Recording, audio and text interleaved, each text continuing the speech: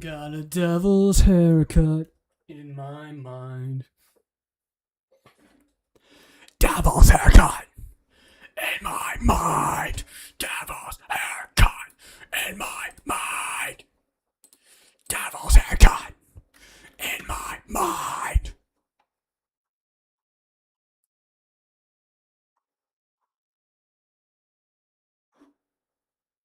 Three trailer ruined my entire day. That boy looks terrible. It looks like Battle of Z. It doesn't look like Xenoverse. It doesn't look like a Xenoverse game. It doesn't look like a Xenoverse game. That looks so fucking bad. Bro, who the wants to make their own character just to turn into another They took out stamina, there's fucking cooldowns on attacks, there's no point in charging anymore. That game looks fucking terrible. How did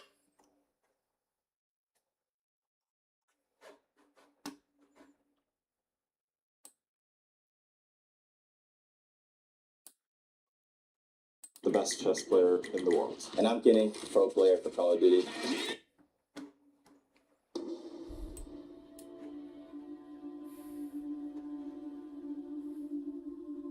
I'm Magnus Carlsen, the best chess player in the world. And I'm getting pro player for Call of Duty.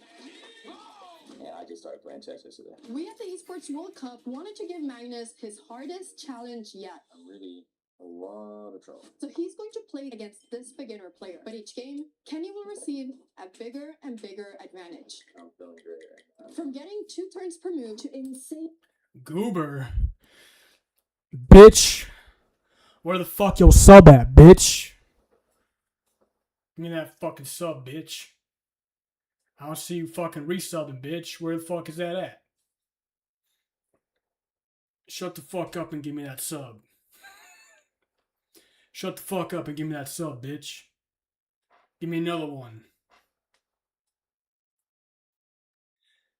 Give me another sub, bitch.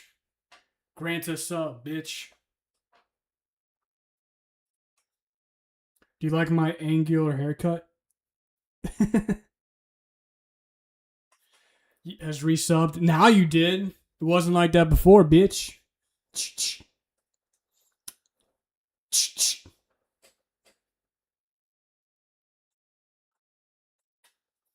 Yeah, bitch. Because I just now shared it, you idiot. Yeah, whatever you say. That's why Germany lost. That's why Germany lost the fucking World Cup. They didn't have me on the fucking team. I would have won that shit easily. Damn. Fuck. Fucking nipples. I'm just kidding. What's up, Mitchell? What's up, Mitchell?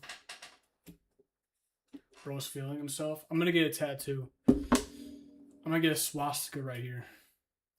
I'm just kidding. I'm gonna get a chest tattoo that says hate on it. It's gonna say hate right here, just written across my chest. It says hate right here.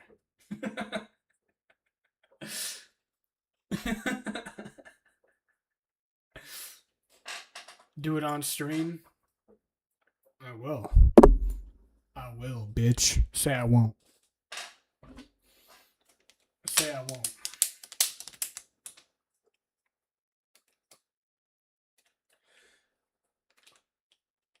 All I do is harass tomboys on the internet and get a good pump. That's all I do all day. And uncover the mysteries of the universe. That's all I do. Advantages like getting 30 queens. Round 1, a classic 3-minute blitz game. Let's see how our new Kenny does in a normal. Do you guys like my haircut or what?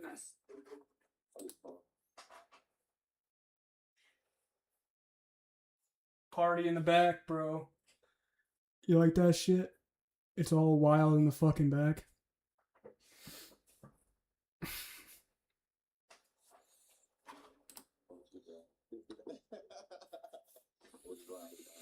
No comment? Yeah, no comment because it leaves you fucking speechless. That's why my rap name is Pussy Too Wet. You finally watched Obsessions? It's Obsession, not Obsessions. Mitchell, you fucking... Nah. You should know how to say words, bro. It's just fucking Obsession. Man, you fucking 2 weeks late on that shit. No one wants to talk about that shit no more. Be fine, but now when Magnus puts his queen here, things can go very wrong. Oh no! He gives away his special! No!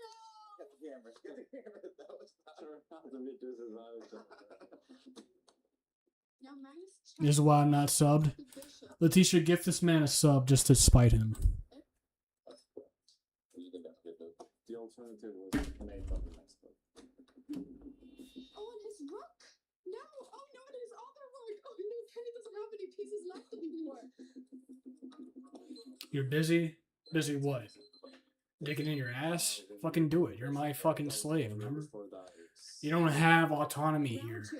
Kenny gets You two are my rooks for little- every one Magnus makes. You are my little slave mod, and you do what the fuck you're told. You're cooking, bitch?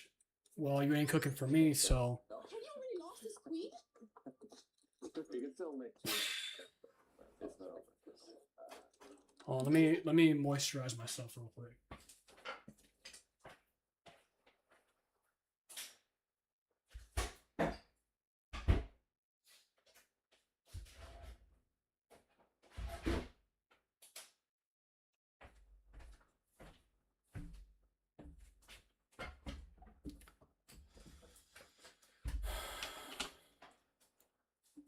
One of my friends told me that I should get a Christian girl because they'll make your life so much better. And when I'm looking for school, he told me don't go for the popular ones. Yeah, don't go. Well, that's good advice.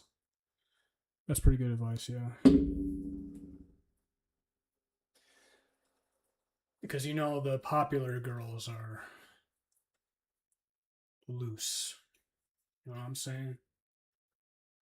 They've been around the block. There was the type of girls that'll try anything once. You don't want that shit. You know what I'm saying? You don't want that shit, bro.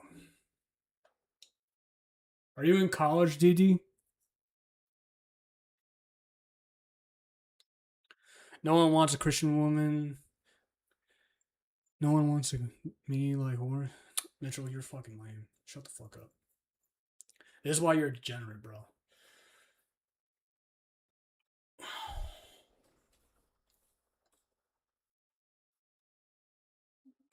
He is right, though. He knows my type. I've been friends with him since 2nd grade. Yeah, nah, bro. You gotta stick with religious women because if they're not religious, they're just gonna be a waste of your time.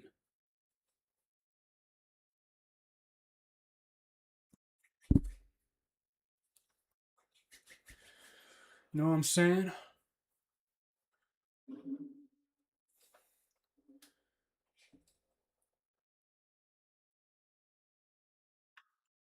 Don't let a woman waste your time. You're a man. You should have like 3 women by the time you're like 21.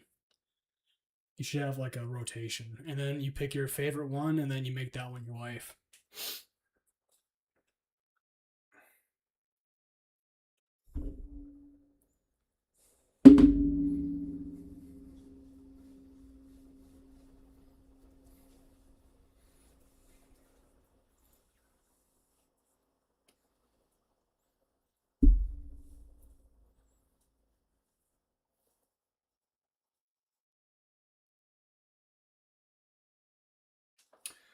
Alright, I think I'm moisturized enough. I think I'm glistening enough.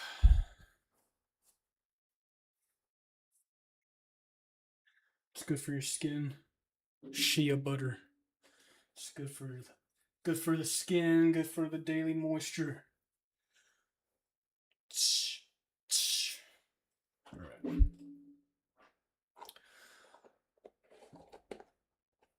Oh, let me put the chat on the fucking thing. My bad. I always forget to do that. I always forget to put the chat up. I've been noticing a lot of alternative girls become Christian now, and I like that shit, to be honest. That's what I want. I want myself a A traditional alternative woman. That's good. That's good for me, bro. I need that shit. Oof. That's a good woman right there. That's the one I want. I need myself a girl with like tattoos, but also praises God. Where is my chat? There it is.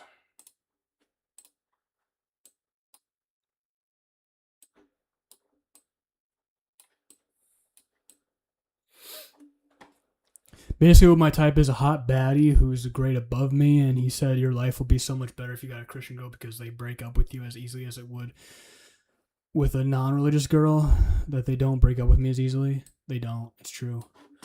They fucking don't do that shit because they want the one. They don't want to waste no time. They don't want to waste no fucking time, bro. We have got to the point.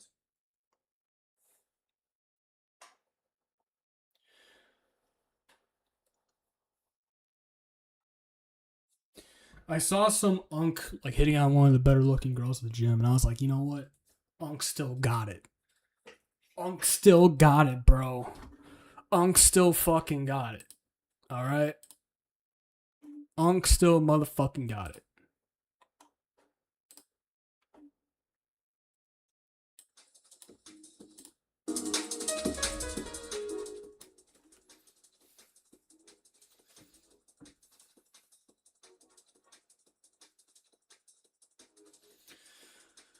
My friend, he told me that I should not have sex before marriage. Your friend's wise. You should listen to him.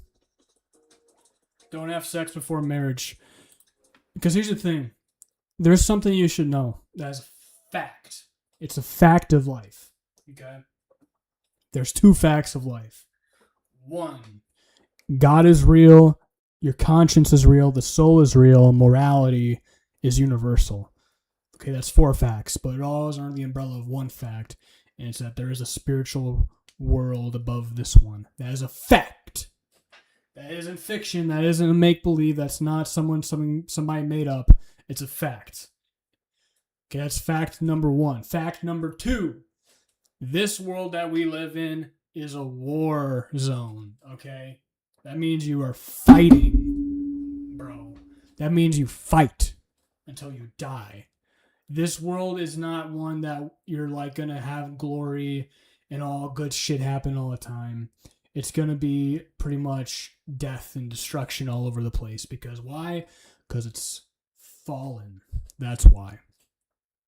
That's why World War I, World War II, Vietnam, the Bosnian genocide, the Armenian genocide, all the genocides in World War II, all the fucking famines and death and destruction and terrorist attacks, all those lives lost, think about that. Millions of lives destroyed and killed.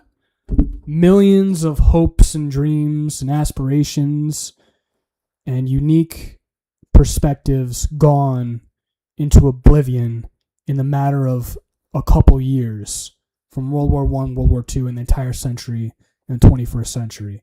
Think about that one. Disease, famine, destruction, death everywhere. Okay? That's the world that you live in. Okay? Every day you're fighting. Every day is war. It's blood. Okay? You're born in this world in your mother's blood. Okay? You're bathed in her blood when you rip through her vagina in labor and pain, giving her bodily pain, and you're crying. That is what life is. And then every single day, these people, they come to you with smiling faces. They're your enemies. They're your opponents. They see you as an enemy or an obstacle to get around. And you need to see them the same way sometimes. This is a war zone. You're constantly fighting, constantly battling people all the time. Okay? And you're battling yourself too. So you need to understand that. And what you need to know, man, is if you have God on your side, you need that. You need to keep that close to you, because if you don't, you're going to fall, and you're going to fall fucking hard, dude.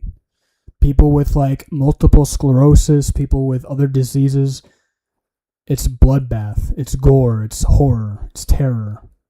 It's depressing. That's why you gotta stay the fucking course. You gotta be strong. You have to be strong in your convictions. You gotta be strong in your morals. And you gotta fight. Are you willing to fight?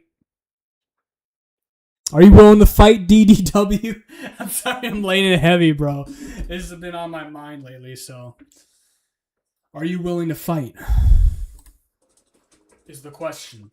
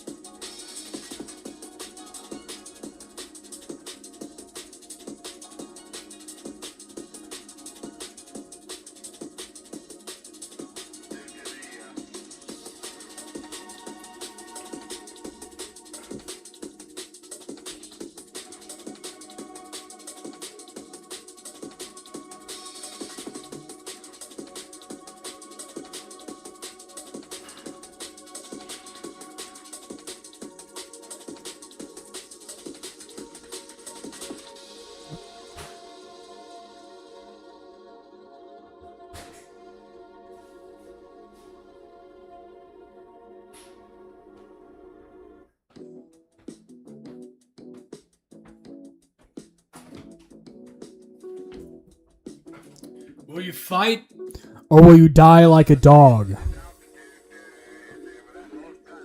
You have one shot at this life to do good, to live how you want to live. You can't waste that. You cannot waste that gift. If you waste it, it's sickening to the fucking dead that have gone before you. That wish they could have another breath of air, that wish they could see the sunlight again, to kiss and love and do all things that you take for granted. Don't be a fucking loser and don't fall into negativity. You need to live life and you need to fight, because that's what living life's about. It's about the battle. It's about the war. It's about the blood. Being bathed in the blood. It's about doing what needs to be done. Anyways, not to get too passionate, but that's where we're at right now. What are you willing to sacrifice and what are you willing to do in this world is the question.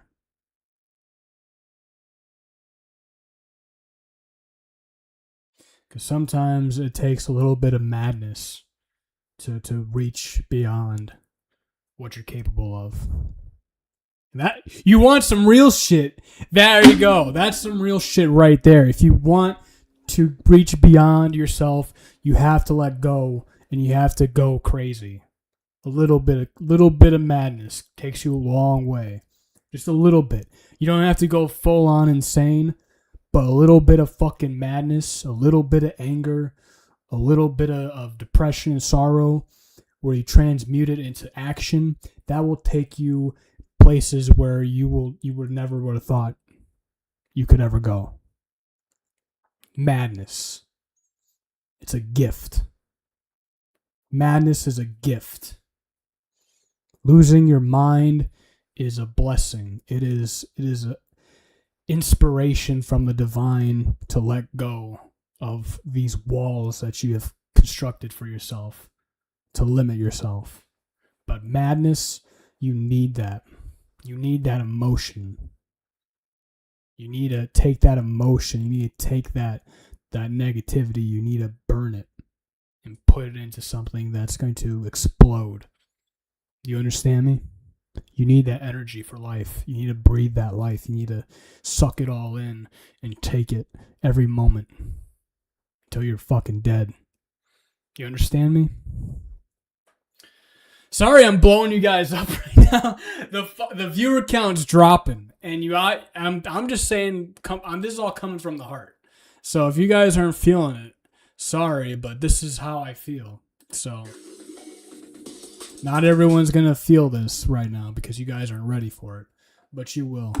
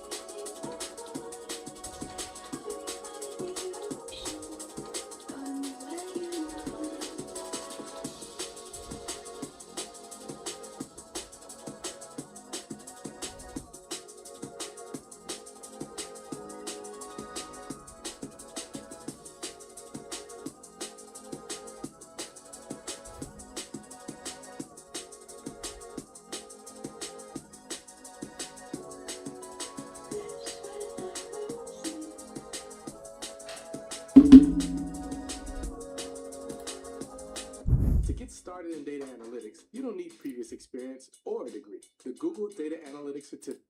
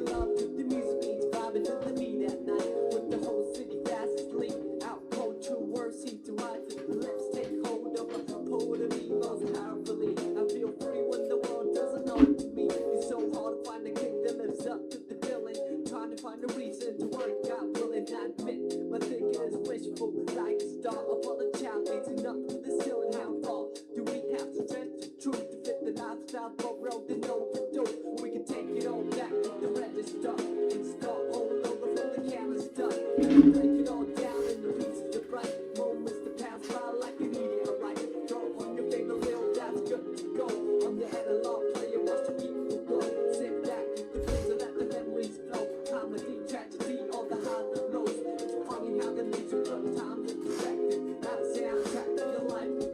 Whenever you are, feel like we'll keep walking and we can't get far. Wherever you are, funny how the need to put time to perspective. Add a soundtrack to your life, perfect it. Whenever you are, feel like we'll keep walking and we can't get far. Wherever you are.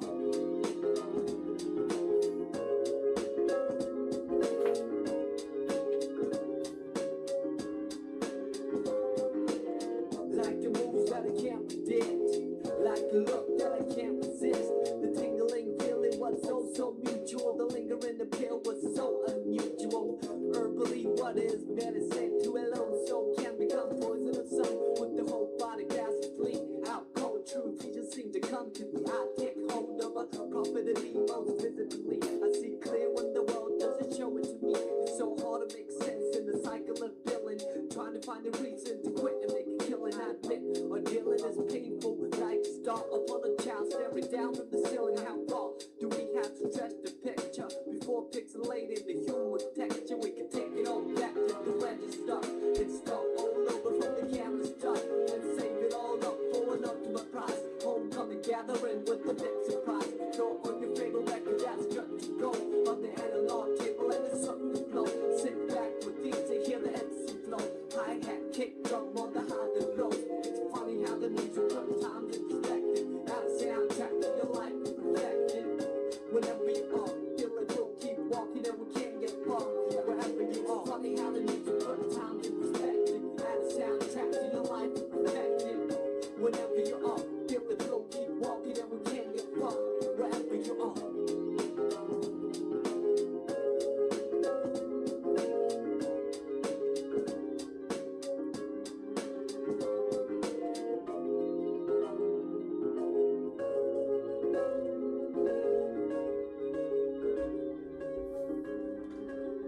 Okay, we can take it all back to the register and start all over from the canister.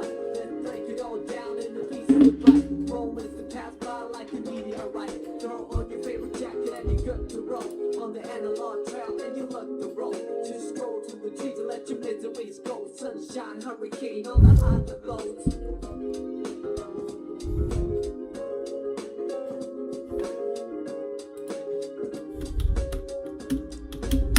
Yeah, we can take it all back to the register and start all over from the canister. Let's break it all down into pieces of bright moments that pass by like a meteorite.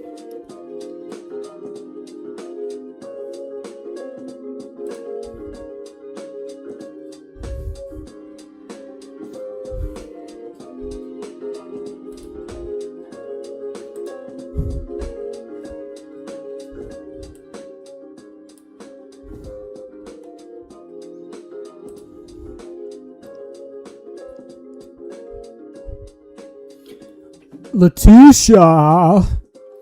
Fatisha. There is a fat and a Tisha.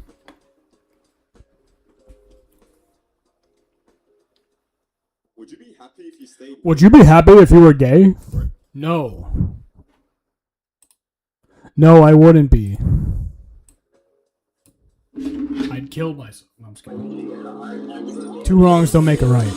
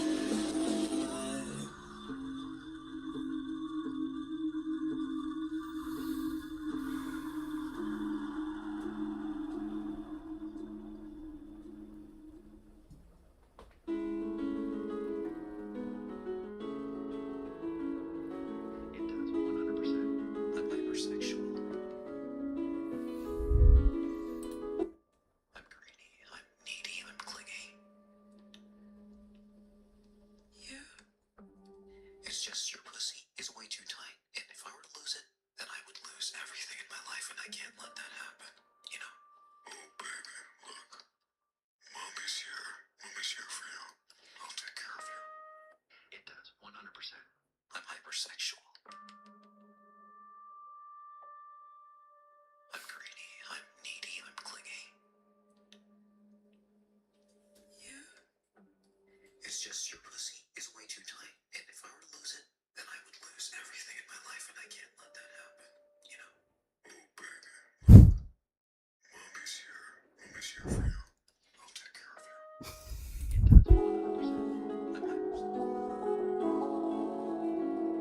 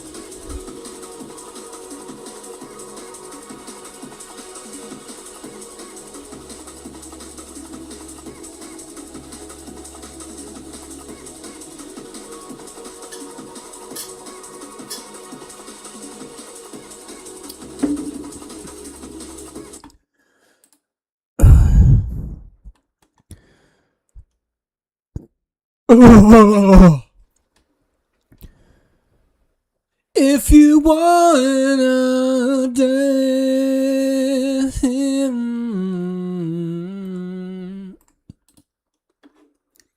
What's going on? Are we playing or not? Oz, come on. Were we playing or not?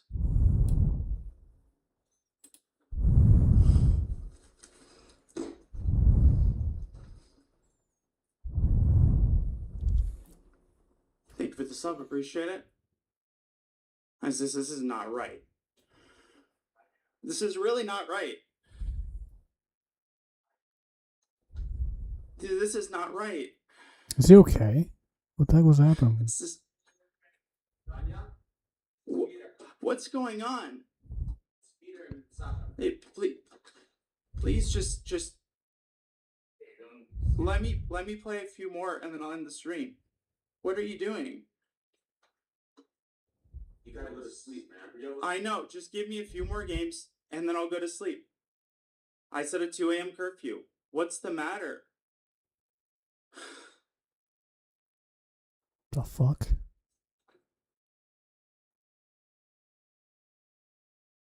Is he good? 5 more games. By 2 a.m., I'm in bed. Who's he talking to? That's weird.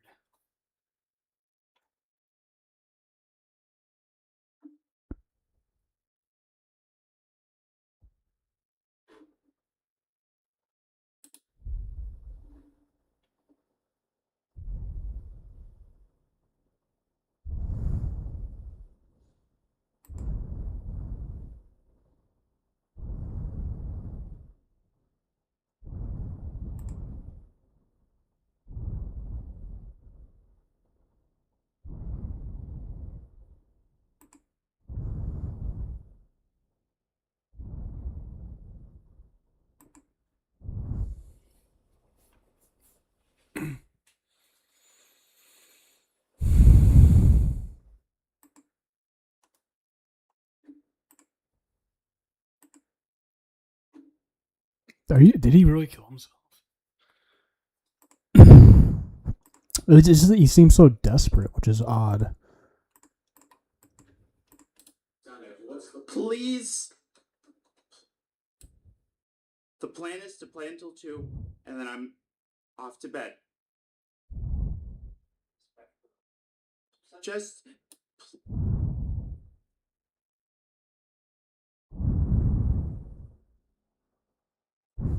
I don't understand what the issue is.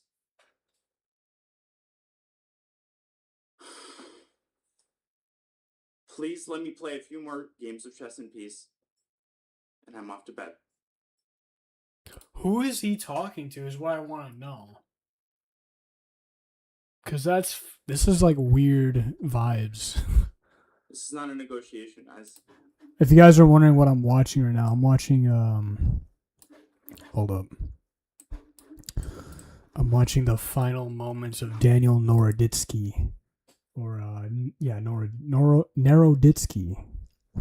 He was a chess grandmaster who passed away from an overdose. And it seemed like it was accidental. But this is like his last Twitch stream. And he sounds very like distressed and talking to somebody. We got this. All for one and one for all. Alright guys, thank you for watching. I will definitely do a debrief stream, win or lose. Trying to be a little bit more professional. And definitely more YouTube content coming up soon. Thanks everybody. Thanks for all the support through thick and thin. I will play a few more games. Try to get that rating back up. And we'll take it from there. This dude does not look like he's in a good mental state at all, bro. I don't know how anyone can watch this and think that. He looks like he's very upset. He might have actually wanted to kill himself for some reason. Let me see.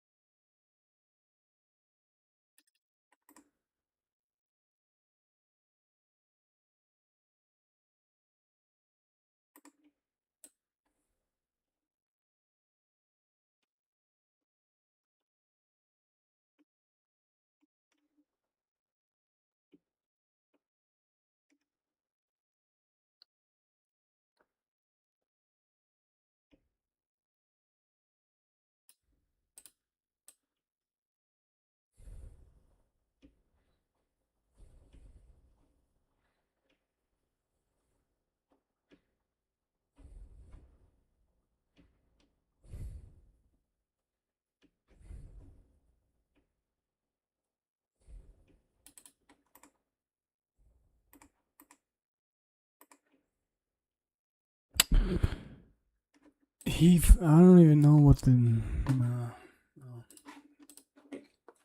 Thanks, everybody. Be well, be healthy, be safe. And I'll see you guys, win or lose, after the match. Bye.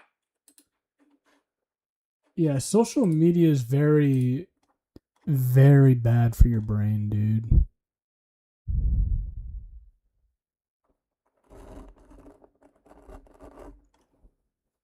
I don't know. The internet's not good for people.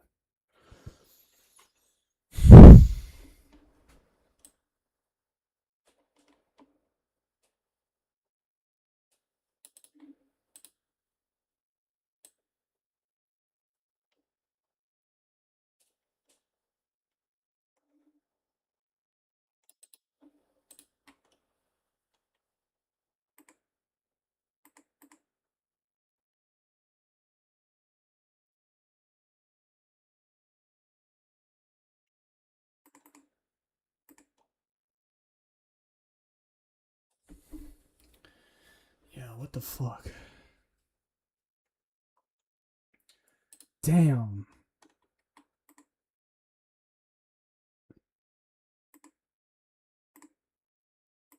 Mental breakdown due to cyberbullying. Man, that's so sad. Some people really can't handle the ridicule. Like for I don't know. It's depressing, you know?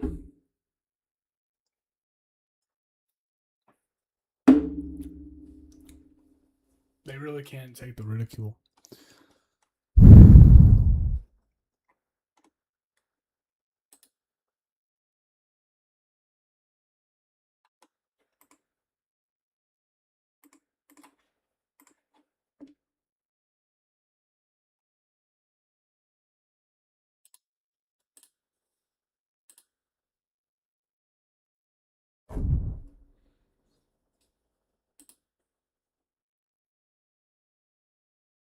Five more games. By 2 a.m., I'm in bed.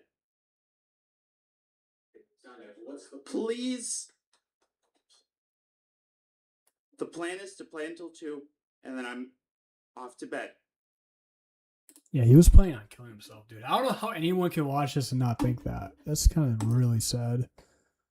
He was definitely He planning was on among the most difficult periods of my life, and I don't say that lightly. Yo, but this girl right here, I follow her on Instagram. She's really hot. I don't know what it is about like Slavic women, but they just have that like natural pout. Like the thinness of their lips is like really cute. It gives them like that. Now I don't want to say like turtley look, but or maybe like cat-like is a better word. They have like a cat-like look to them. Very sharp eyes. I've always liked the Slavic look women have, you know. I definitely fuck with that. I really like this chick. She looks way better. Not to like compete here, but I think she looks a lot better than this girl. I've always liked thinner lips on women. I don't know why. Maybe I don't know. Maybe it's because thicker lips I feel like are a sign of high testosterone. Is that correct? Let me look that up. I want to know if that's like correlation. Are thick lips? It's like eyelashes and shit.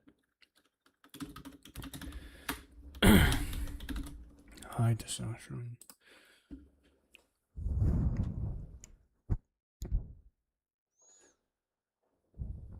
Oh, so maybe it's actually. I don't know. Maybe it's something with me, bro. I just like that look. I don't know. That's where I felt like It just looks so sleek, you know, sleek and feminine to me. I like the seriousness of their eyes. You know,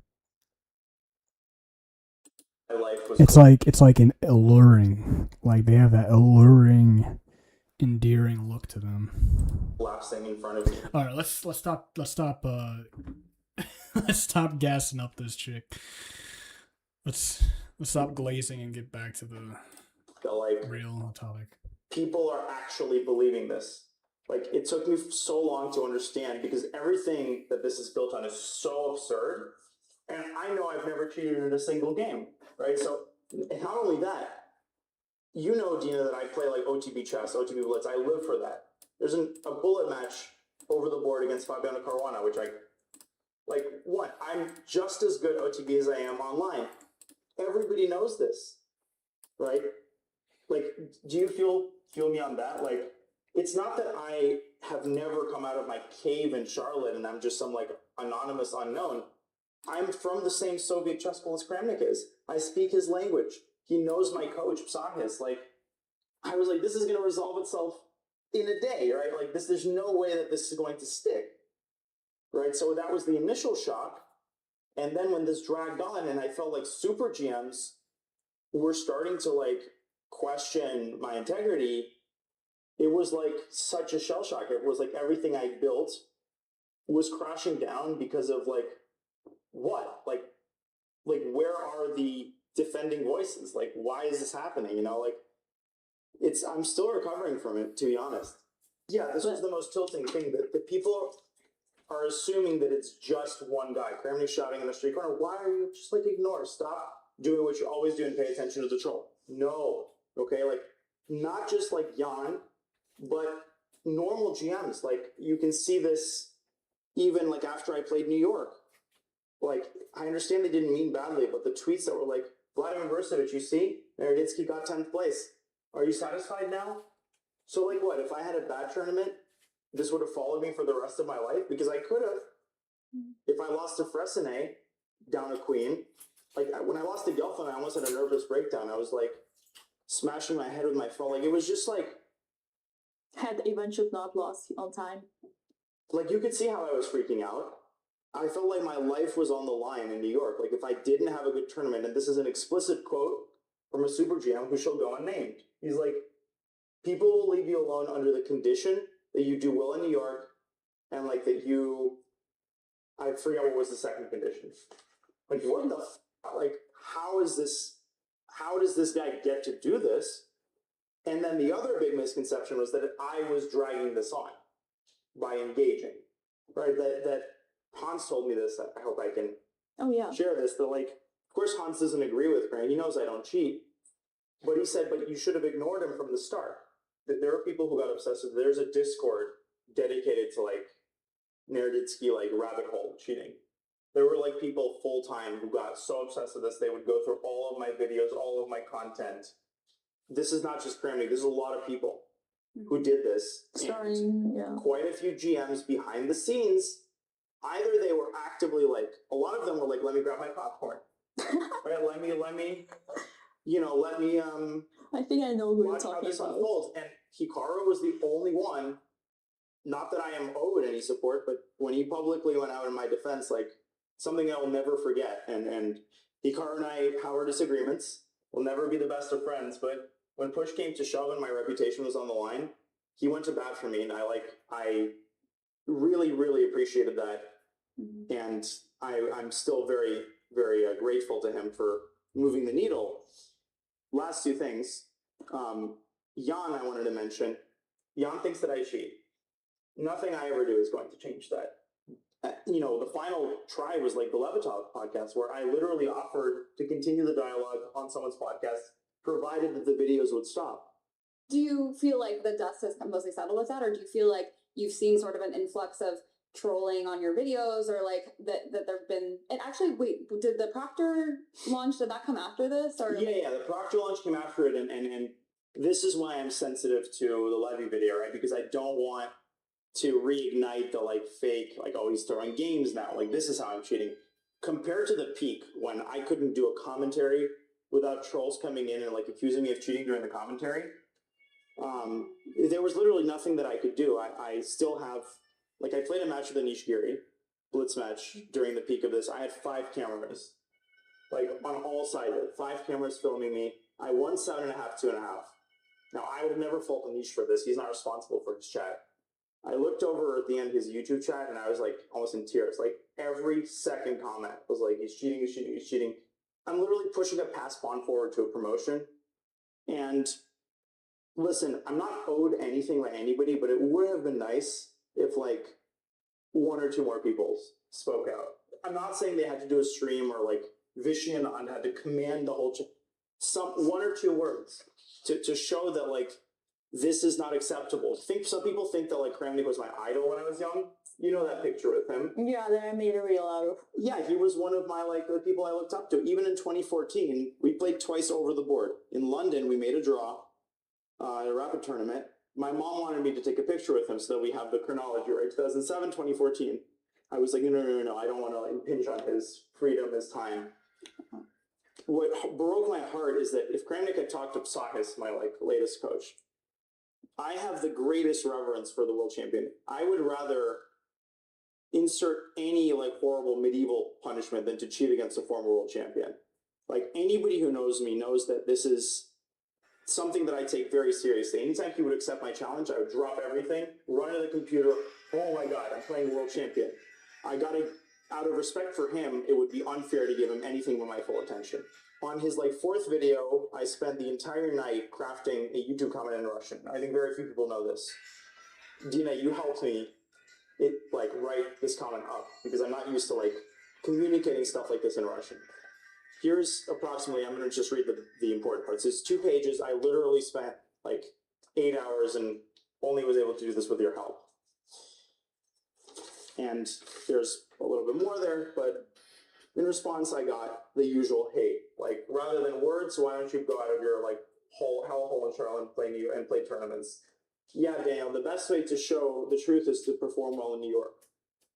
And that was attempt number 2. And then, of course, the Levatov podcast, where I literally tried to treat Kramnik with respect. This is after like 6 videos.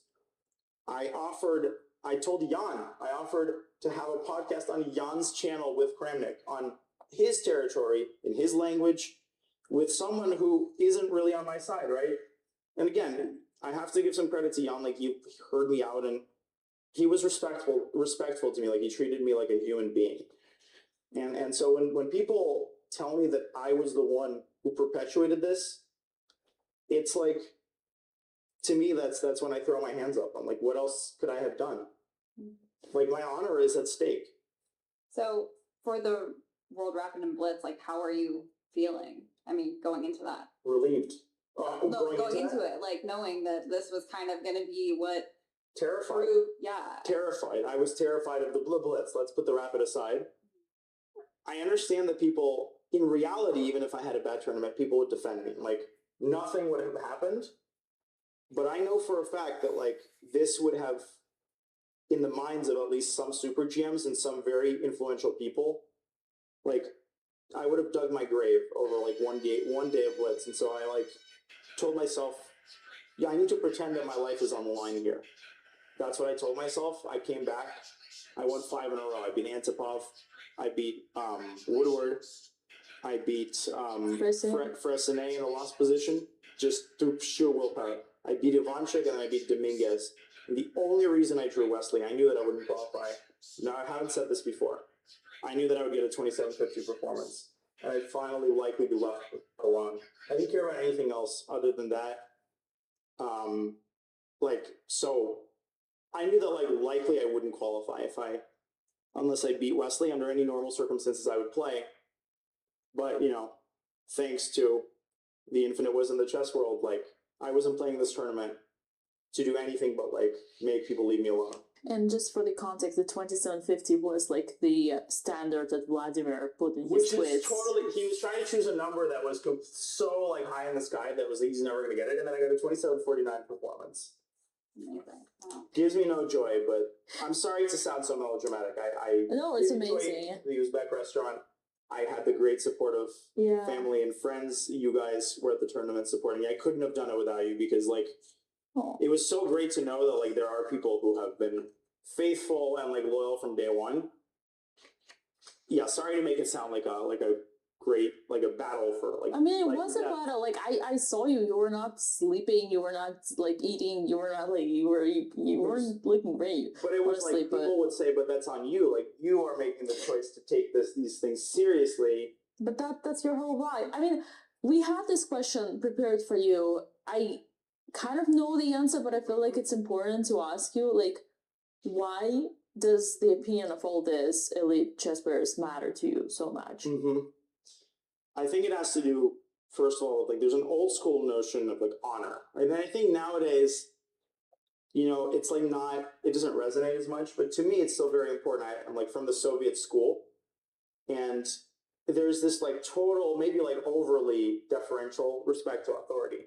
This is why, like, when kids argue with me at chess camps, I'm like, man, if I did this, like my coach would say, like, when a GM is speaking, you shut up and listen. You soak in the knowledge. I got myself in a big trouble like that in the latest elite camp because the kid was laughing and talking while Judith was also explaining something, and I made a comment, and then the mom really didn't like it.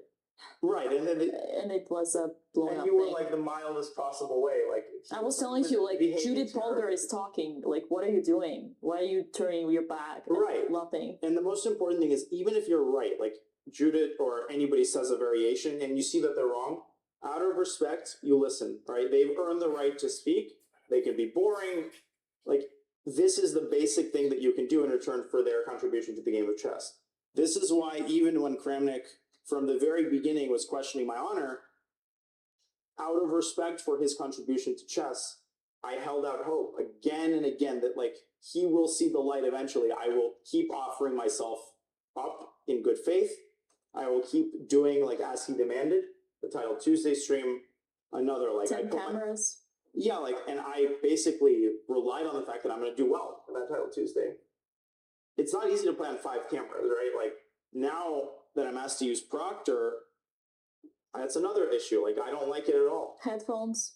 Yeah, like Proctor, I'm not going to get into it too much, but like, it's an uneven playing field. And it's an uneven playing field, and it's not that I have it out for Hikaru, but like, Hikaru has won the most Title Tuesdays, right? Shouldn't, like, the guy who won the most Title Tuesdays, it doesn't matter that it is Hikaru, it could be anybody. Shouldn't he have to use Proctor?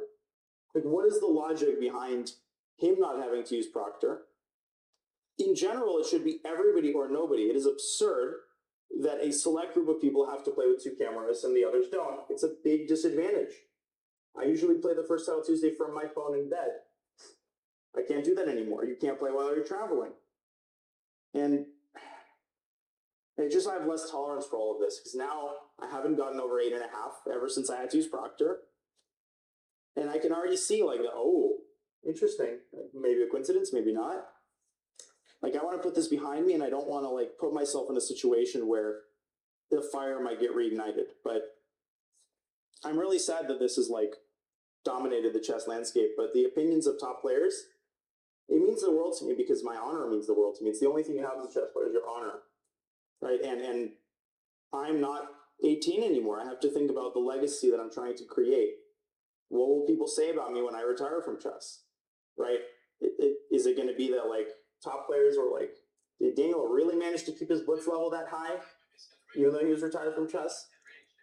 Like, to me, the top players are gods, and it would truly break my heart beyond repair if I knew that they would sit down at a virtual board in front of me, and even a scintilla of doubt would creep across their brains. Maybe he's not playing honestly. That is why I took such great pains. 5 cameras. It may sound like I was making fun of Kramnik. No, this is the sad part. I wasn't. Well, I was angry, but I wanted to convince anybody who had any doubts that, like, I have nothing to hide. You know, like, I'm an open book. All I do is I just play chess. Please leave me alone now. I'll let me play. You're one sentence away from launching your website with Base44. Since the beginning of the internet, there's never been such a fun, fast, and intelligent way to launch online. Landing pages, content hubs, e-commerce sites, you describe it and it's built in minutes. It's kind of wild how far a short prompt can get you. Right away, it generates a full site. Pages, structure, layout, design, it's all there. Next, styling. I shape it around my taste and ask for what I like. Darker palette, different font, this is the bot. Now let's talk functionality. I want to capture emails, done. I need payments, easy. Anything else I need, I just keep going. From a few lines of text to a live website I can start sharing. No long setup, no back and forth, no waiting for anybody else. That's Base44.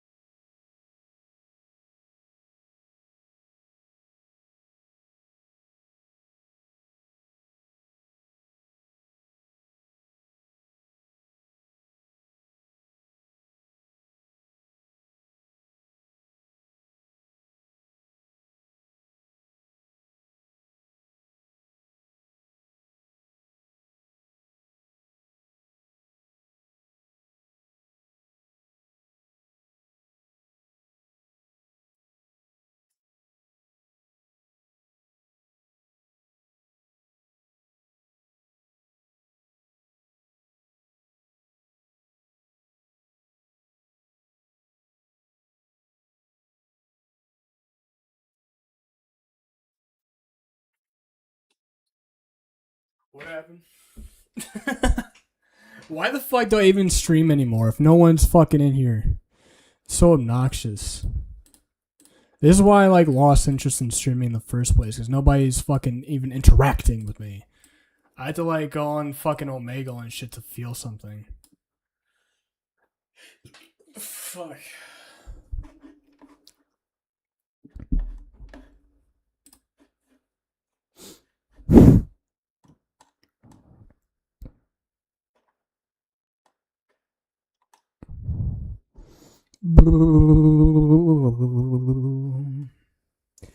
Know me broken by my master. Teach the young child love hereafter. Into the flood again. Same old trip it was back then. So I made a big mistake. Try to see it once my way. Ooh.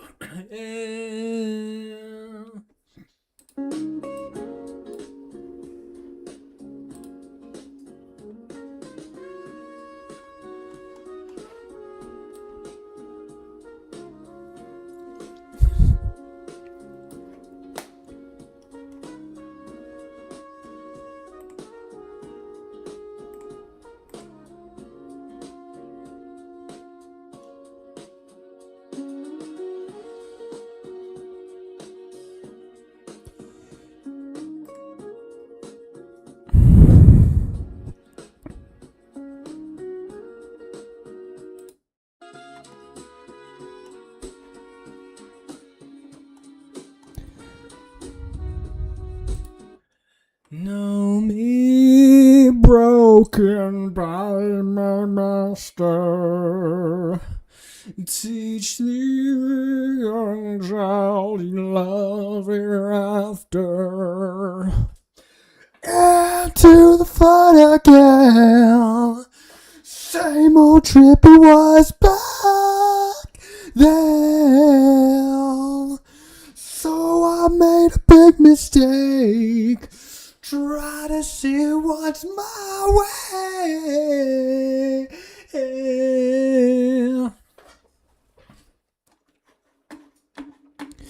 Drifting bodies, soul desertion.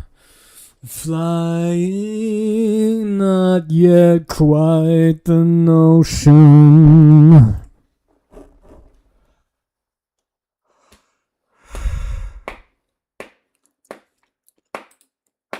Same old trip it was back then.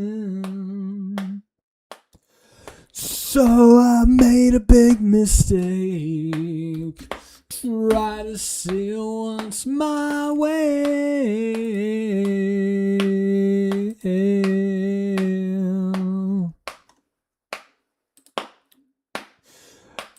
If I could, would you?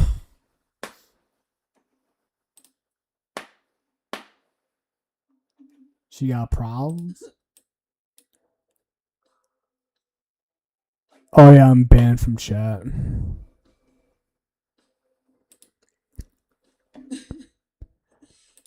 Two for one. They say I don't have enough money for this girl. That's okay. Drifting body, soul desertion. Flying, not yet quite the notion.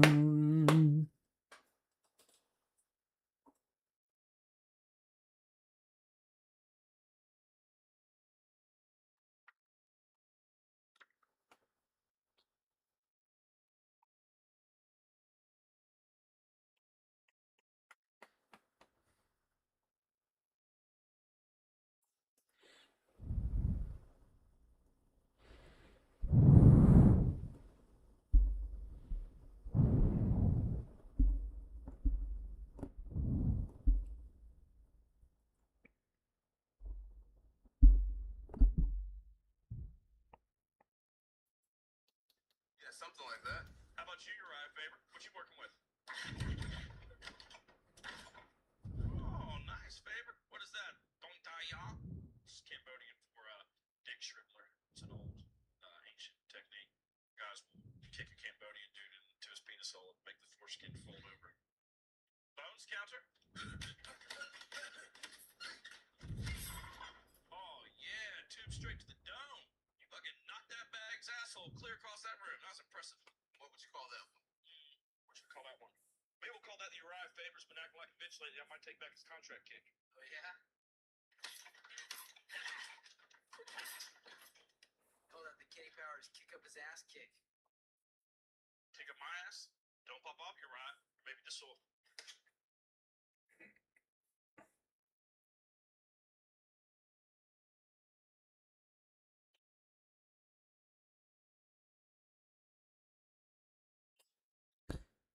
Baby, you know you take me crazy. You drive me so nuts. I think I wanna bust in your ass. Baby, you know you drive me crazy.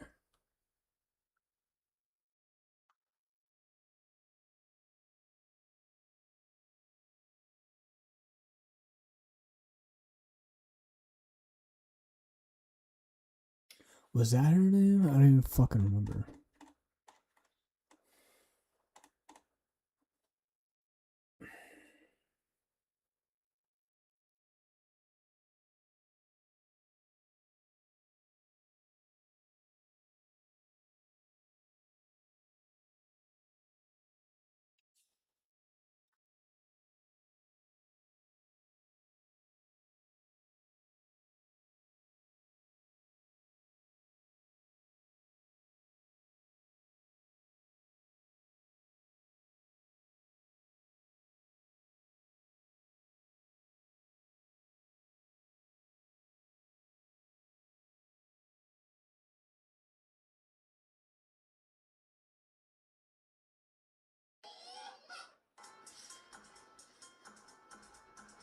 I'm back in this bitch. I'm back in this bitch. Hey, Dobby. Dobby, you wanna hit this shit?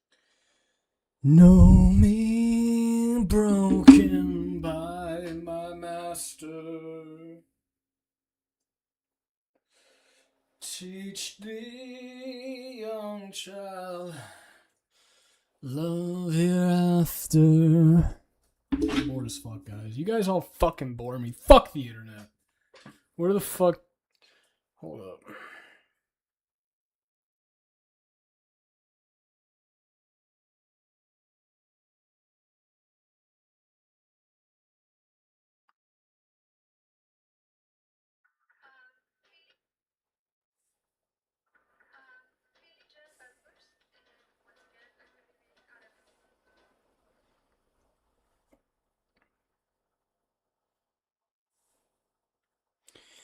Know me broken by my master.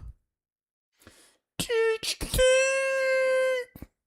young child love hereafter. And to the flood again. Bitches be like, my mental health. Oh, my mental health. How you think I feel, huh? You think everything's okay in the cabeza? 24/7, 24/7.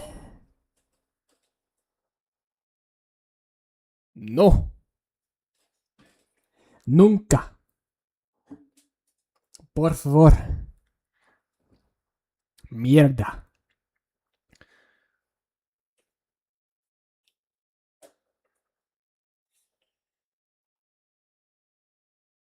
Yo no estable.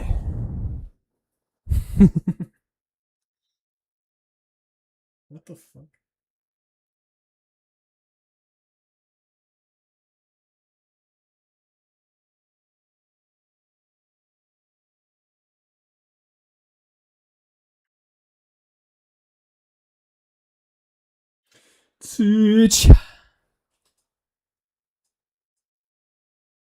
Pussy too wet. Pussy too wet. They call me pussy too wet.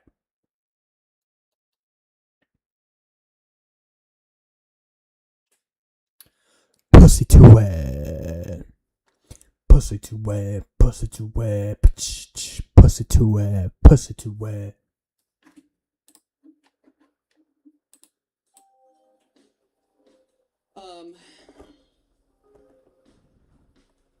Yeah, the Skrillex era, the bloody beetroots, the fucking, who else? Steve Aoki, you know, all that shit. Steve Aoki. DJs were like, you had to do something really fucking cool to stand out. And a lot of them were. They were doing something really cool.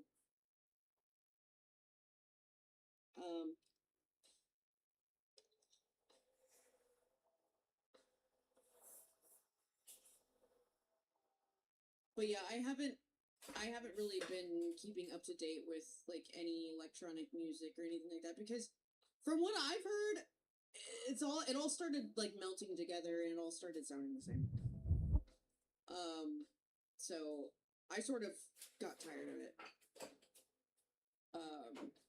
But I'm sure there's still some like really unique stuff that's happening out there. You ever been to Japan? No? But you think I can afford to just go to Japan?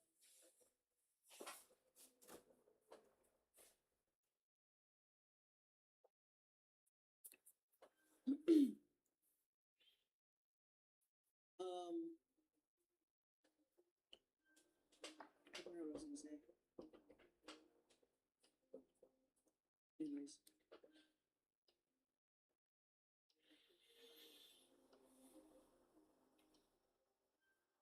I wanna play a game. What game should we play, chat? Wait. Do you guys see this video? Hell yeah, AMV edit 4K.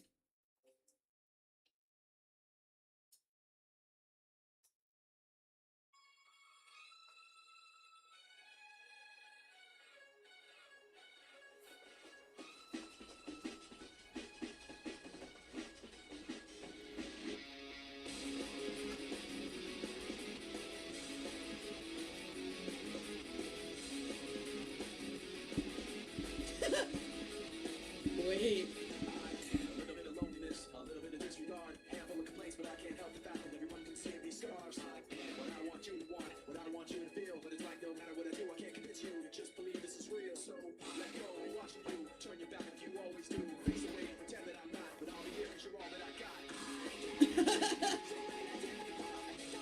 Oh shit.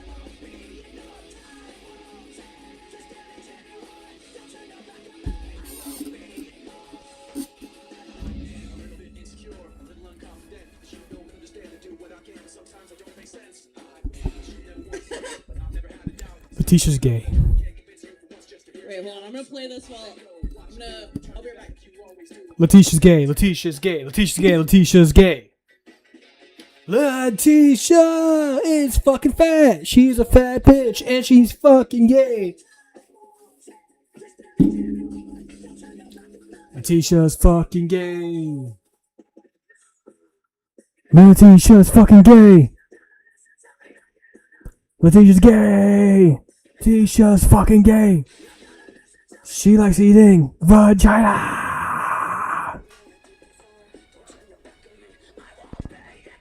Vagina.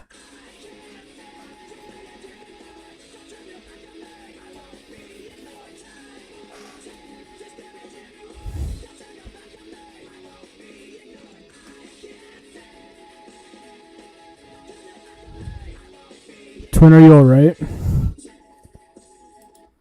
Are you really asking me that question? Bitch. I should kill you.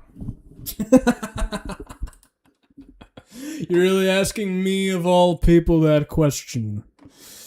I think you should be a little more wise than that, don't you think?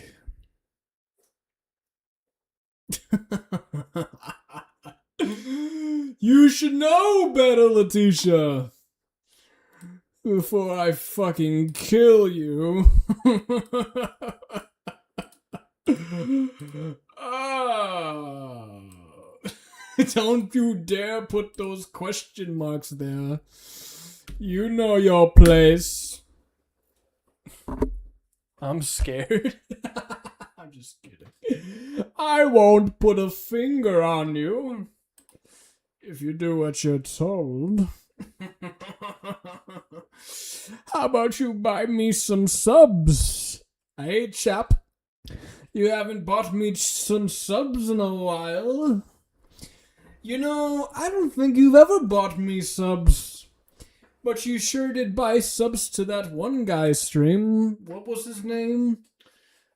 I don't even remember. Something Sept. You sure did buy him some subs. Even though you've been more active in my community. What's up with that?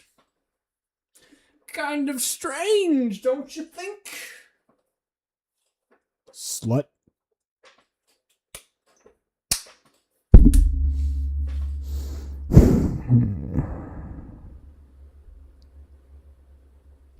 I am a little bit of loneliness, a little bit insecure.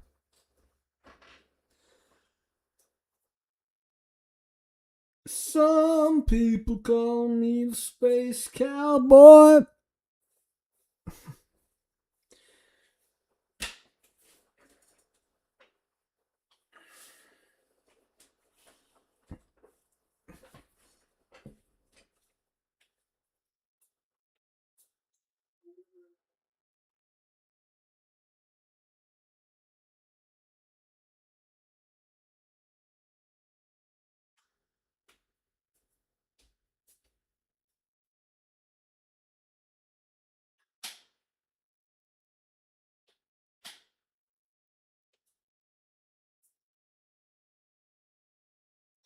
Some people call me the space cowboy.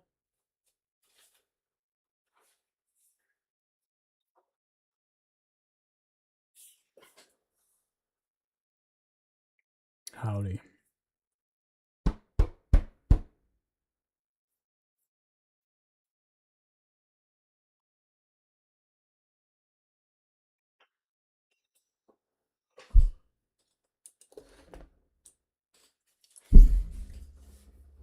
Letitia. Oh, Letitia. Letitia. I am a little bit of loneliness, a little bit of insecure. Letitia, do I scare you? Letitia, do I scare you? I don't want to scare Letitia of all people.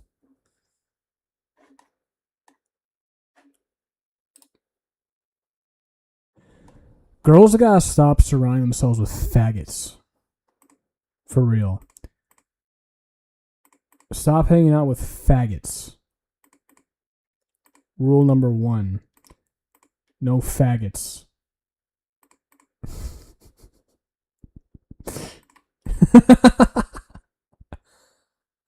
I'm talking to Nate. Hold on. What did I just say? Stop hanging out with faggots. You're breaking rule number 1 already. You're breaking rule number 1 already, bro. What the fuck?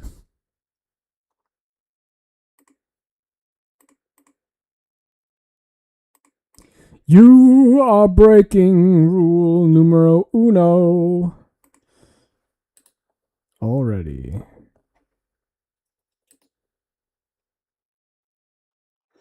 You are not talking to Nate because you're talking to me.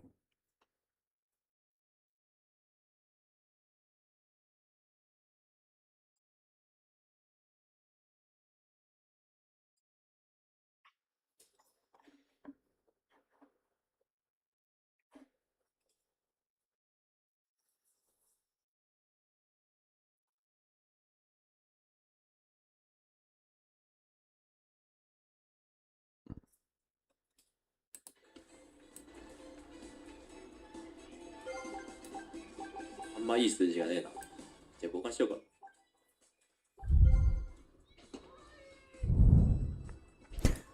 ストライクいいな、それがちゃんと先行で。ストライク1。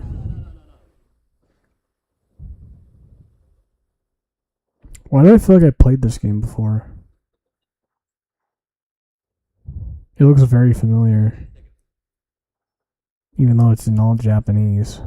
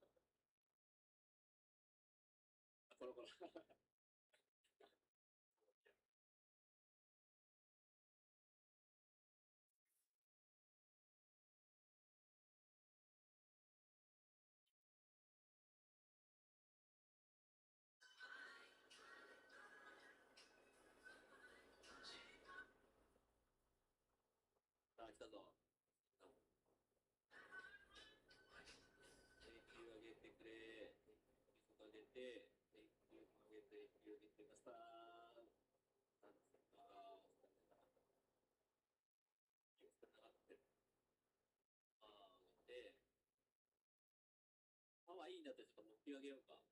いやー、でもキャッチャーセーフしだから持ってあげようか。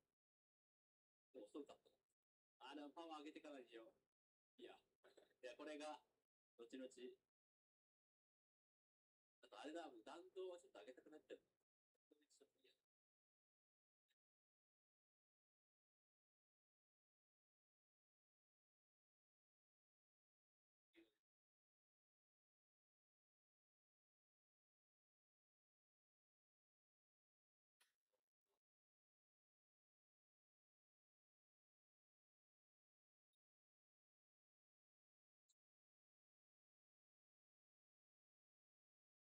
いや、そういうやつだけど。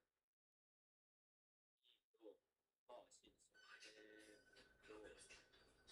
この人は、全員ゴール D にしよう。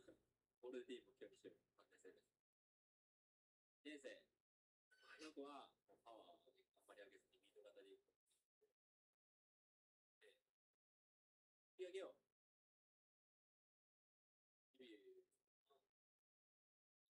あ、肩いい。どれかけよう。いや、どれかけよう。B にしよう。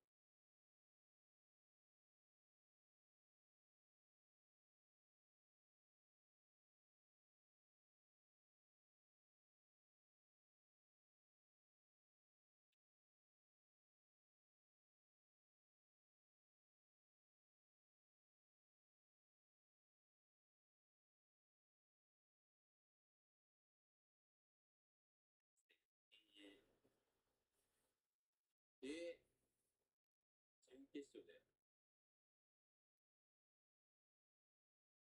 準決勝だと思います。浜沼電空。全勝ちたいよ。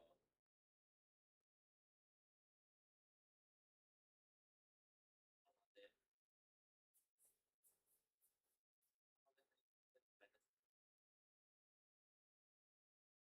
で、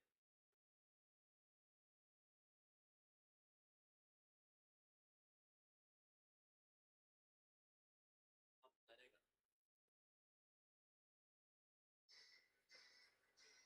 頑張れ。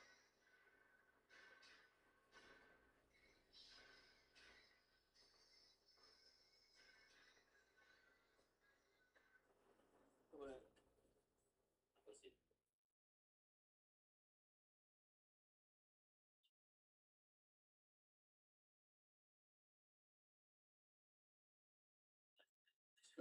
大丈夫そう。いいよ、チャンス、チャンス。チャンスだよ。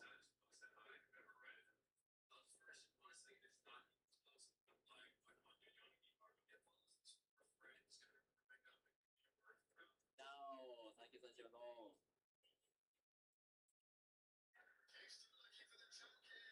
Okay, okay, okay. Oi, pode ser. Olha, Júlio.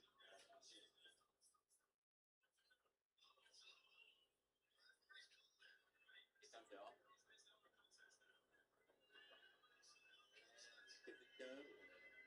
Então, Excuse me. Thank you for staying with me. Okay, next time.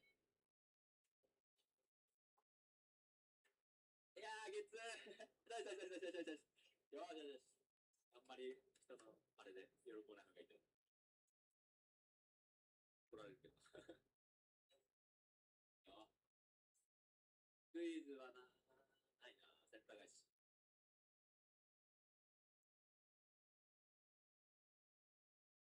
なんとかなってる。いやー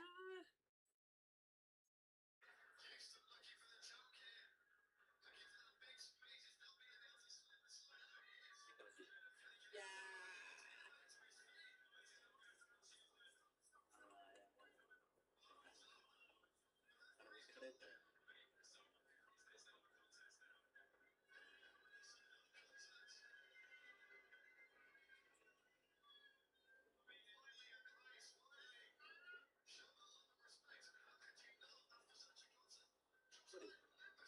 Ow! What? Pick it up! Sip, sip. Where's that thing? Oh, there's that.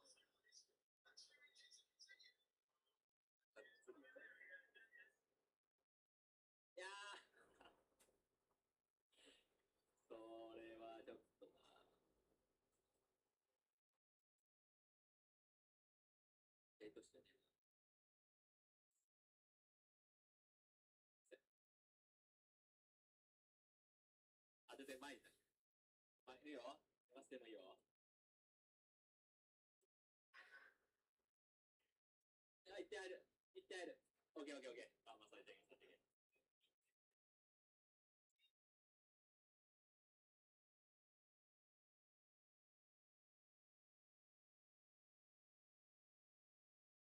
ではもう一点欲しいけど、出てこいよね。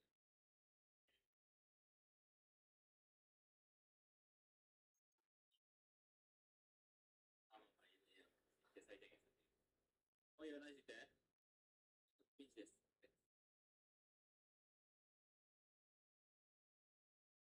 そう。で、行って、何取ってこう。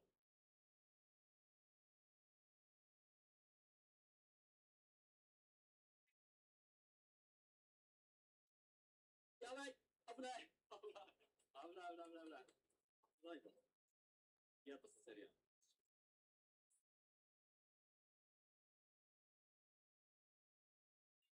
ッケー、ナイス、オッケー。いけるいける、いける。オッケー、オッケー、オッケー。いいよ。送ってもいいかも。うわ、魔物来た。使います。で、送りますします。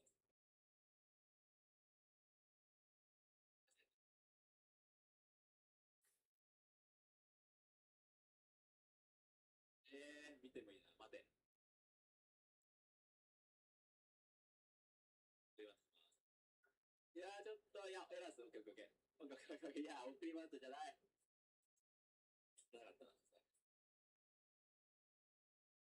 もう転がしたら一発です。あったかいから。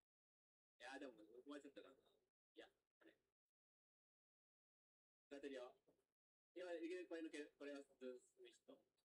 もう一体ある。もう一体無理だな。オッケー、オッケー、オッケー。押さえるよ。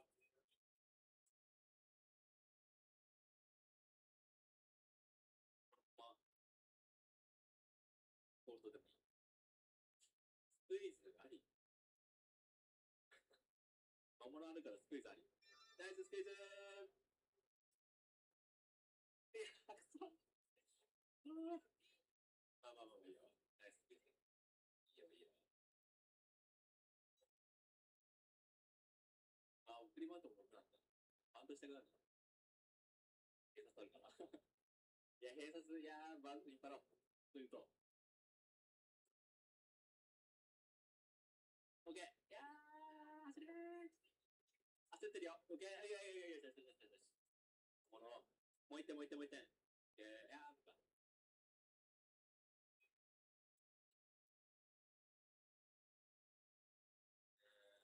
ここでコールドするわ。オッケー。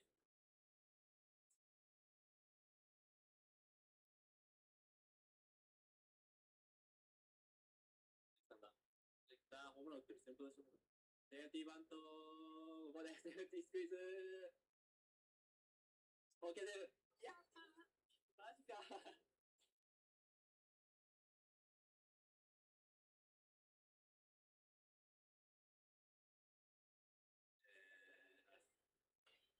オッケー、愛だ、入った。さよならさよなら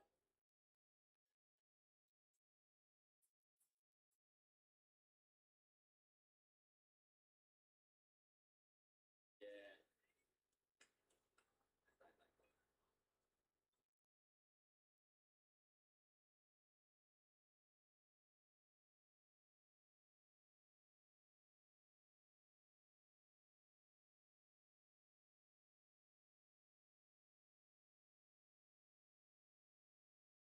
あ、見て、最悪ゲーム来た。そこ。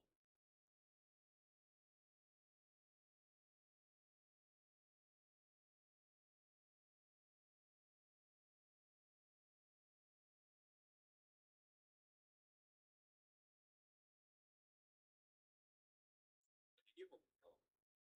ここ、階段挟ない。階段終わってないんだけど。いいな、まあ、なんでやねん。開いたぞ。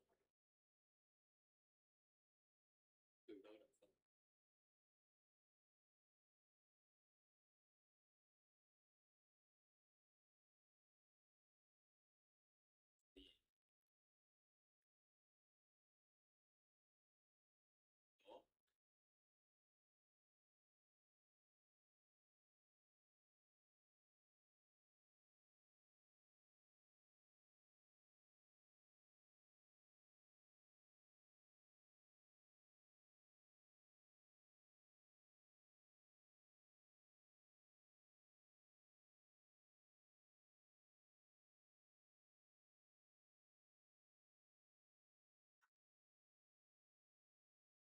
公式戦まで行きたくないんで。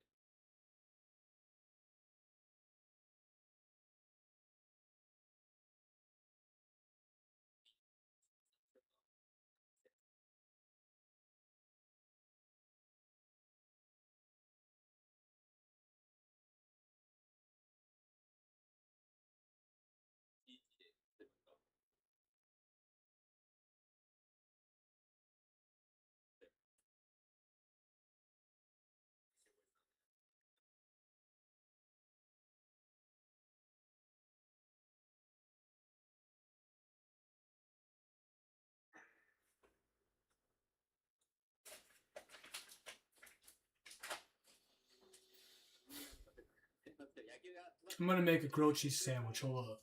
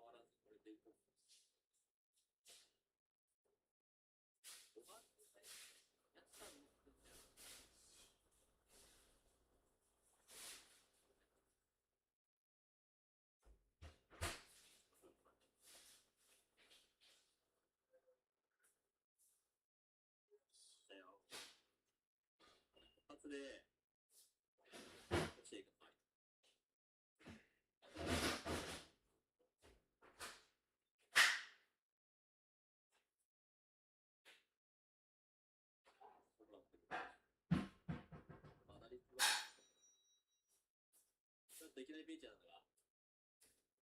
あ、ピンチじゃない。ピンチ点取られてるよ。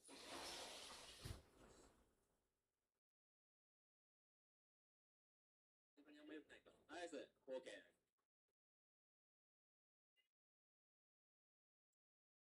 ナイス1点。いいよ。すぐ追いつけるのが強いよね。強みね。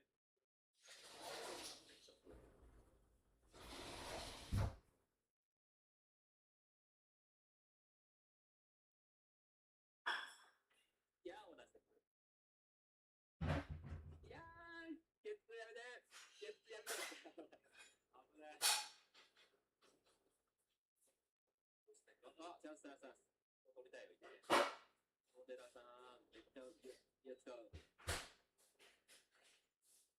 わー、スクイズ止まりや。1しかねえな。流し打ち。こう言ってほしい。絶対欲しい。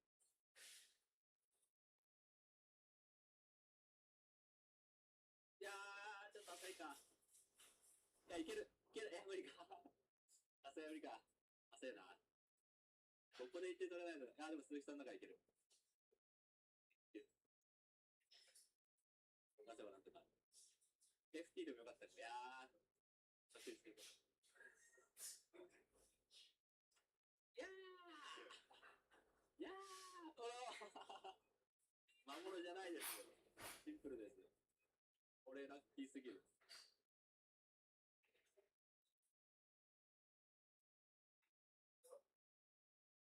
してけど、あんまりいかない。ナイスバッティングやったけどな。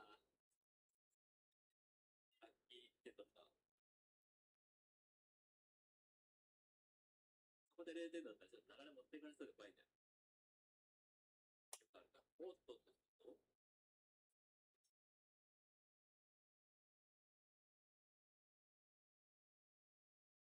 もう行ってほしいよ。いやー。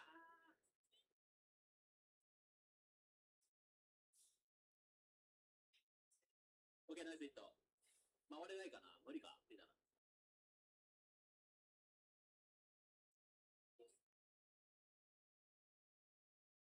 うわ、桃のある。いやー、ここで使うのか。いや、まだ早い。ここしておくよ。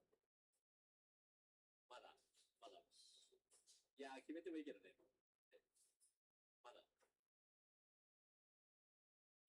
オッケー、ナイス。物がなくてもやれます。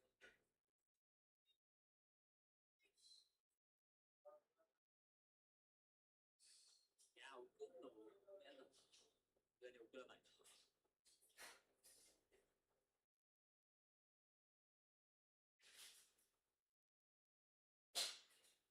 待って。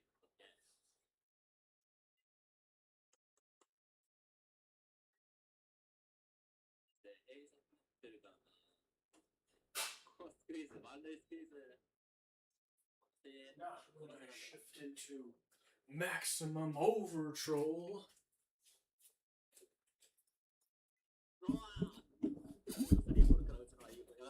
Cute girl alert. Powerful pro Yakyu. This is my lab. The cup only. This is my other lab.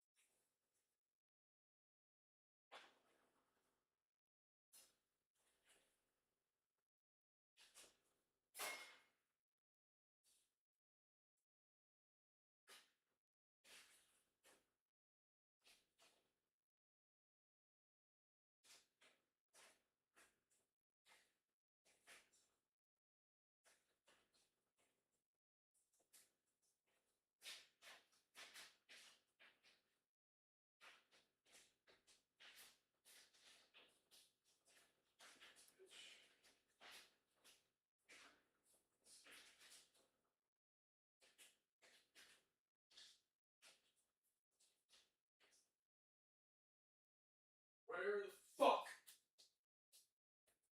My hands are fucking greasy.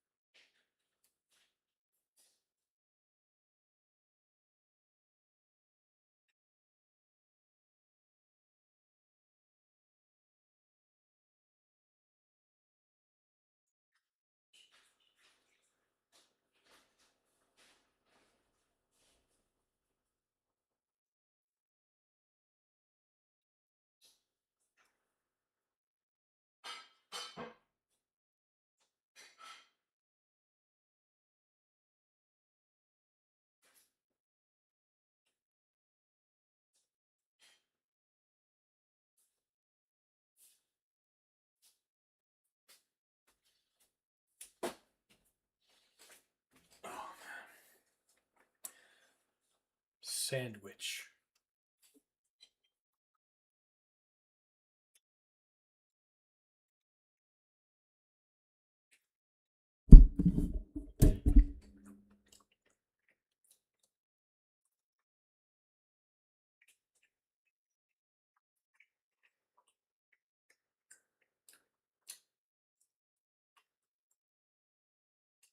Damn, that bangs. Whoa.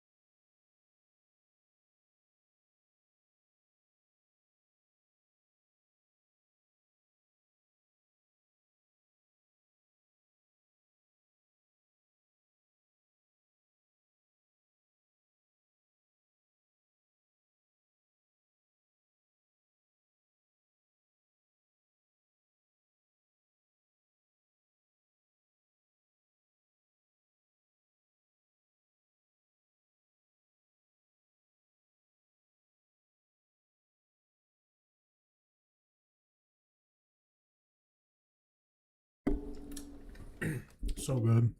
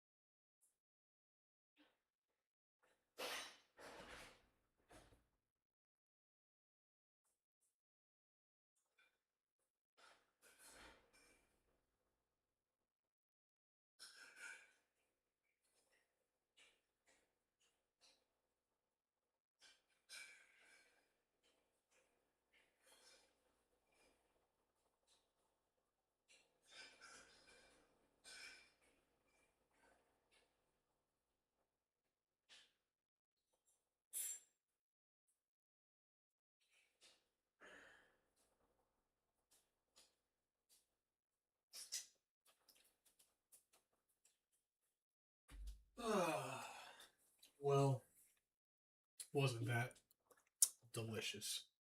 Who doesn't love a good grilled cheese? I know I do.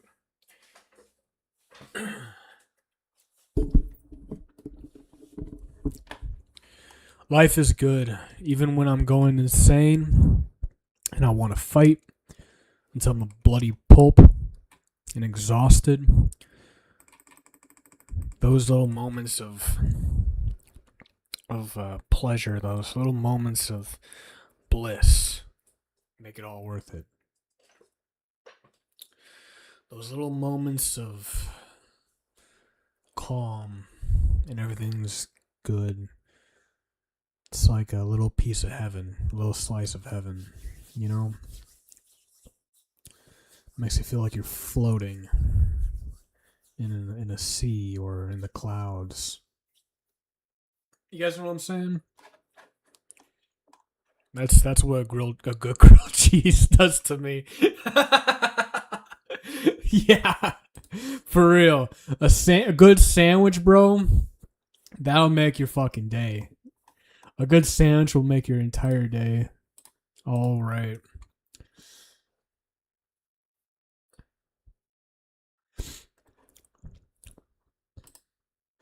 Hitler's last 48 hours, huh? That looks interesting. Why, yes, YouTube, I will watch this. Orgies.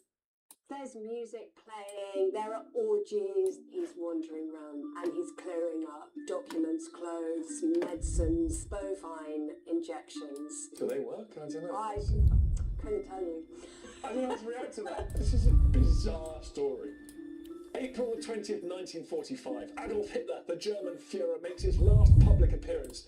It's his 56th birthday, and he's inspecting a group of Hitler Youth. I should put it his up here. child soldiers, some as young as 14. These were the boys which this once mighty empire was now relying on to defend the German capital of Berlin.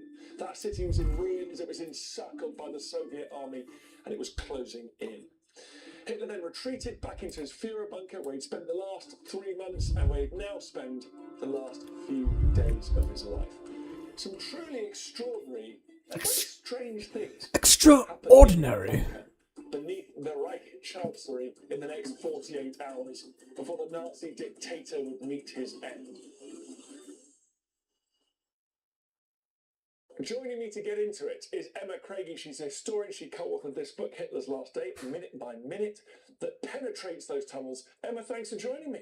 Pleasure. It's midnight on the 29th of April. Just before we get into the tunnels themselves, what's the general strategic picture? Berlin is surrounded by Russians. It's very heavily bombed, very little food, tons of injured people, and Hitler is right in the centre of the city in a bunker 30 feet below the Reich Chancellery. The government building, it's kind of like the White House. It's where he lives and does his work. Underneath the oldest part of the Reich Chancellery, there's a vast network of cellars full of the hundreds of military, doctors, a hospital which is kind of serving the many wounded people in Berlin.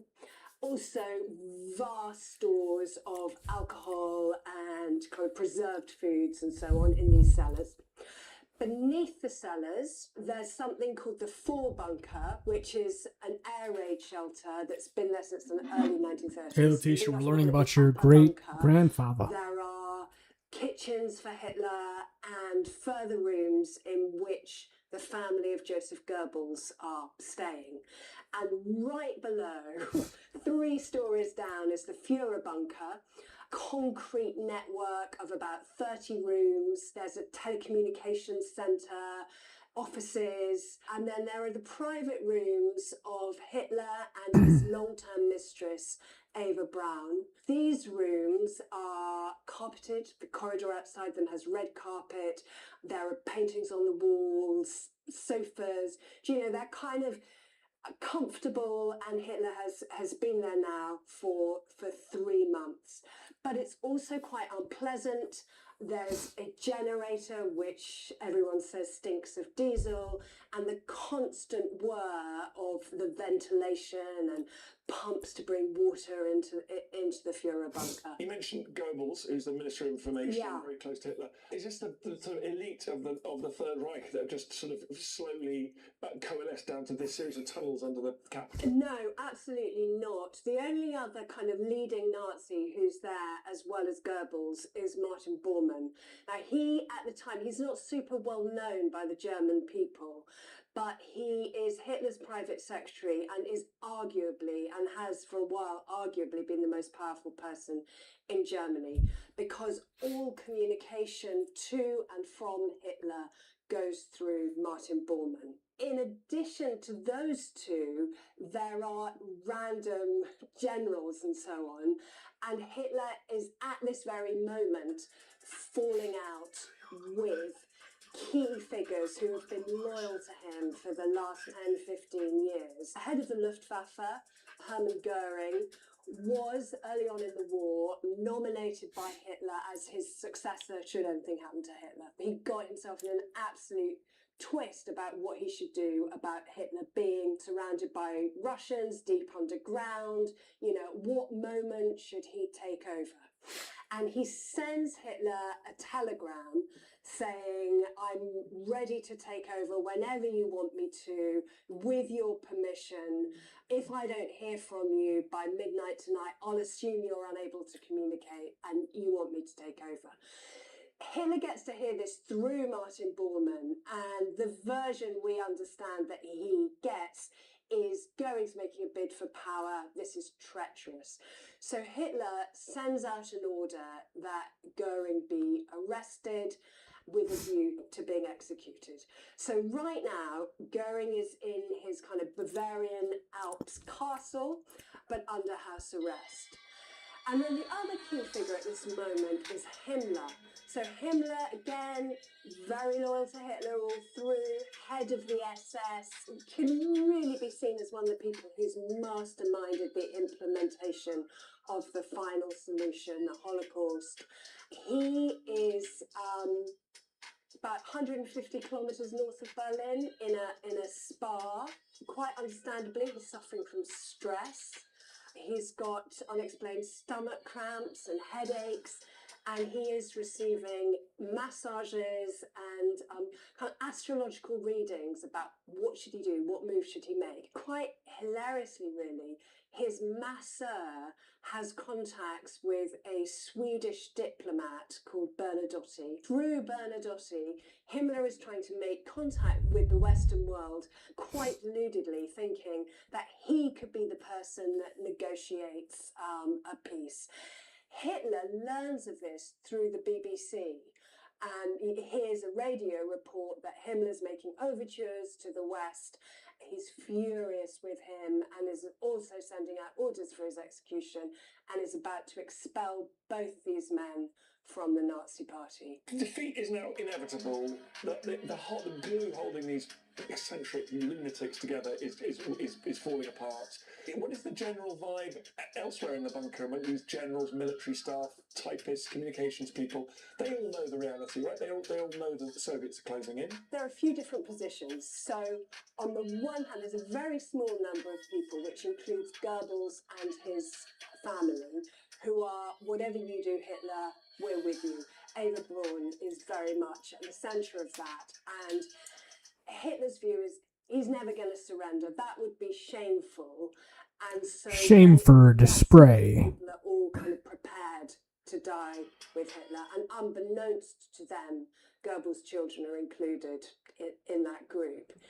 There's a very small group of people who are actually thinking quite clearly and who want to survive. And these are sort of young military officers who are looking for a way of getting out of the bunker and getting out through the Russian encirclement whilst it's at all possible.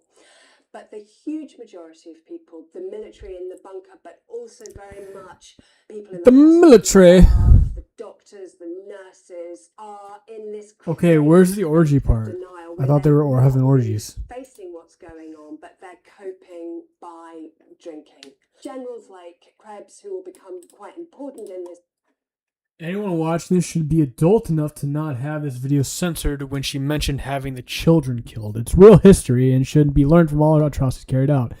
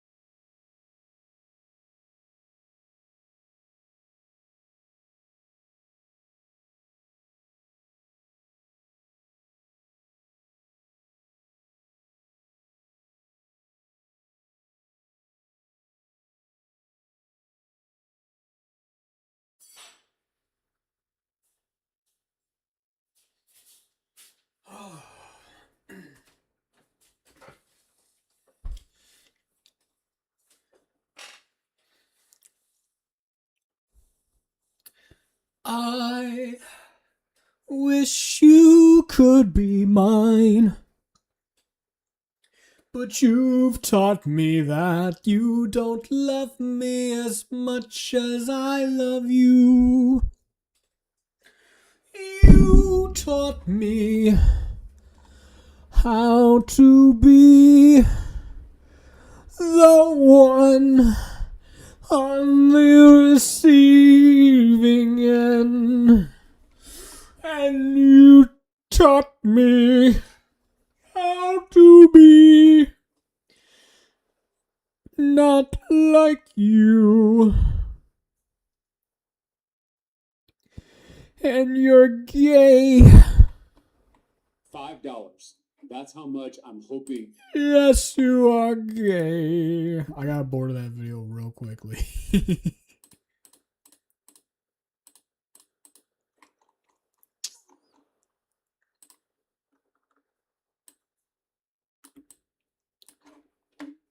Half from the bag. From the bag. Okay, so I watched Good Luck, Have Fun, Don't Die. Gore Verbinski. Yes. So we're finally talking about Obsession. You only get one on this. I wish Nikki Freeman loved me more than anyone in the entire world. The little movie that keeps going will not go away. People cannot stop talking about Obsession. They are obsessed with Obsession. Well, let me give you my first reactions. Yes, I'm getting a vibe that you didn't like it.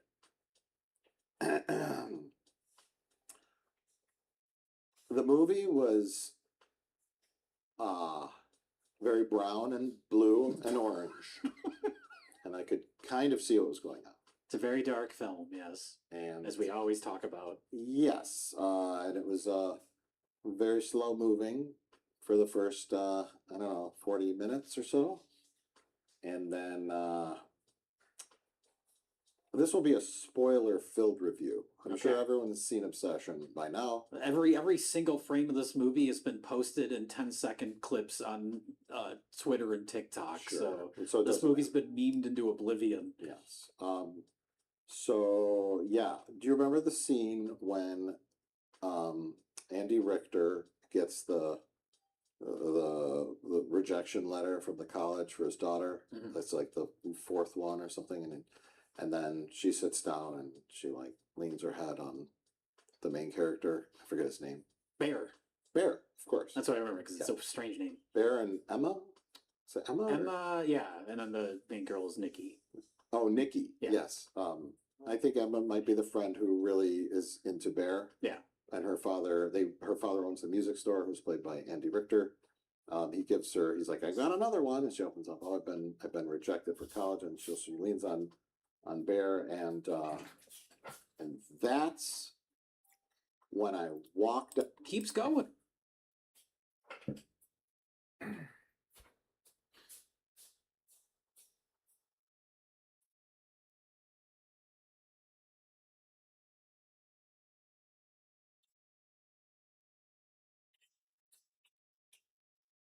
I actually really want to see what these guys said about this movie. Hold on.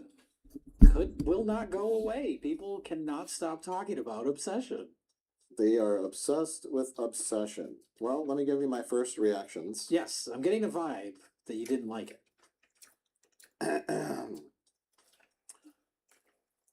The movie was very brown and blue and orange. And I could kind of see what was going on. It's a very dark film, yes, And as we always talk about. yes, and it was very slow moving for the first, I don't know, 40 minutes or so. And then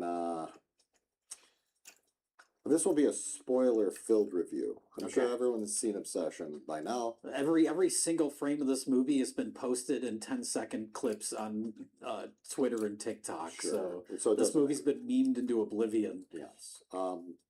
So yeah, do you remember the scene when Andy Richter gets the rejection letter from the college for his daughter? Mhm. That's like the fourth one or something, and then she sits down and she like leans her head on the main character. I forget his name. Bear. Bear, of course. That's what I remember because it's Yeah. a strange name. Bear and Emma. Is it Emma? or- Emma, yeah, and then the main girl is Nikki. Oh, Nikki. Yeah. Yes. I think Emma might be the friend who really is into Bear. Yeah. And her father owns the music store, who's played by Andy Richter. He's like, I got another one, and she opens up. Oh, I've been rejected for college, and she leans on Bear, and that's when I walked out of the movie.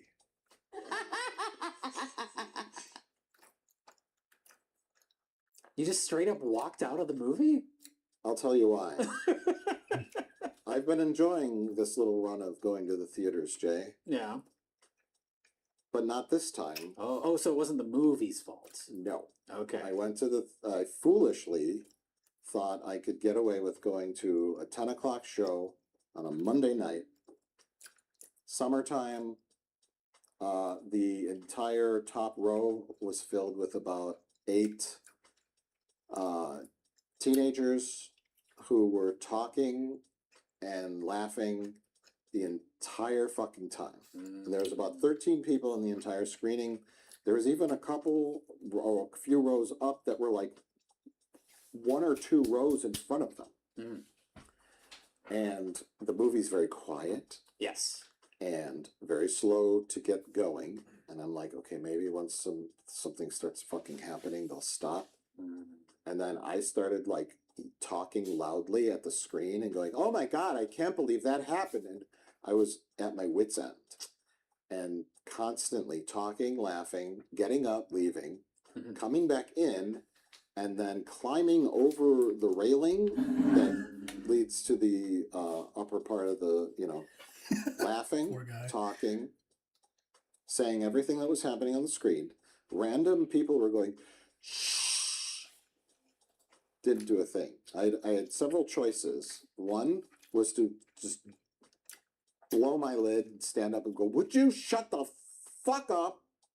Which can either result in, what the fuck are wrong with you, motherfucker? And then phones come out, and then everyone starts yelling, and someone comes down, what'd you say, motherfucker? Yep. And that's that. Because that would not, you approach someone in public and you say, especially young people, and say, can you shut the fuck up? Even if you say it politely, it'll start a fight. Yes. Option 2 would be go out and tell someone that works at the theater to come in and tell them to be quiet. And as someone who's worked in movie theaters, I know exactly how that goes. They come in and they go, excuse me, can you guys not talk during the movie? And then they go, okay. And then the usher leaves, and then 5 minutes Nothing later, changes. Starts back up again. Yep. So it was like, get in a fight, try to tone it out. And I'm like, I'm done. And I got up and I left. And All I'm like, right. you know what? I'm going to finish this when it comes out on streaming. I don't care.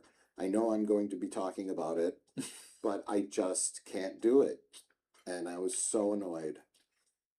If this was a kid's movie, I could tolerate it. If it was a loud movie, if it was a Transformers film, I probably wouldn't have cared. But it was quiet. It was ruining everything. I fucking hate movie theaters.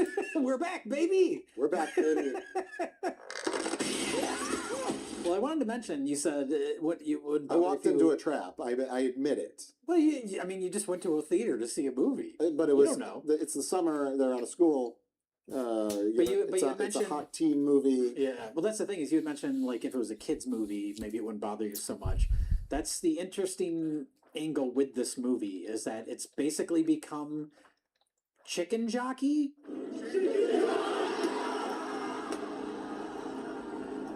People were going to the theater for the memes. Yeah. And this movie, this very simple, creepy, slow movie, has turned into that. It's become a social media meme. Is there a moment where people Dude, not it's as so good, dude. All right, I think I'm satisfied now. Let's have a second one. That was good.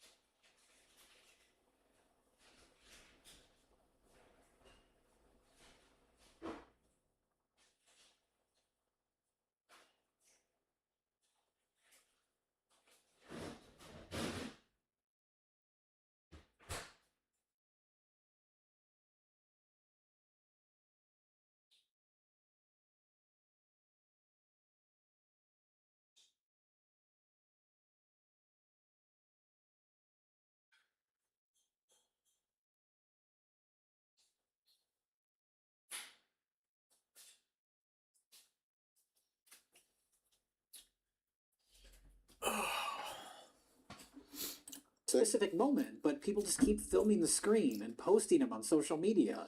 Every single part of this movie has been posted to social media.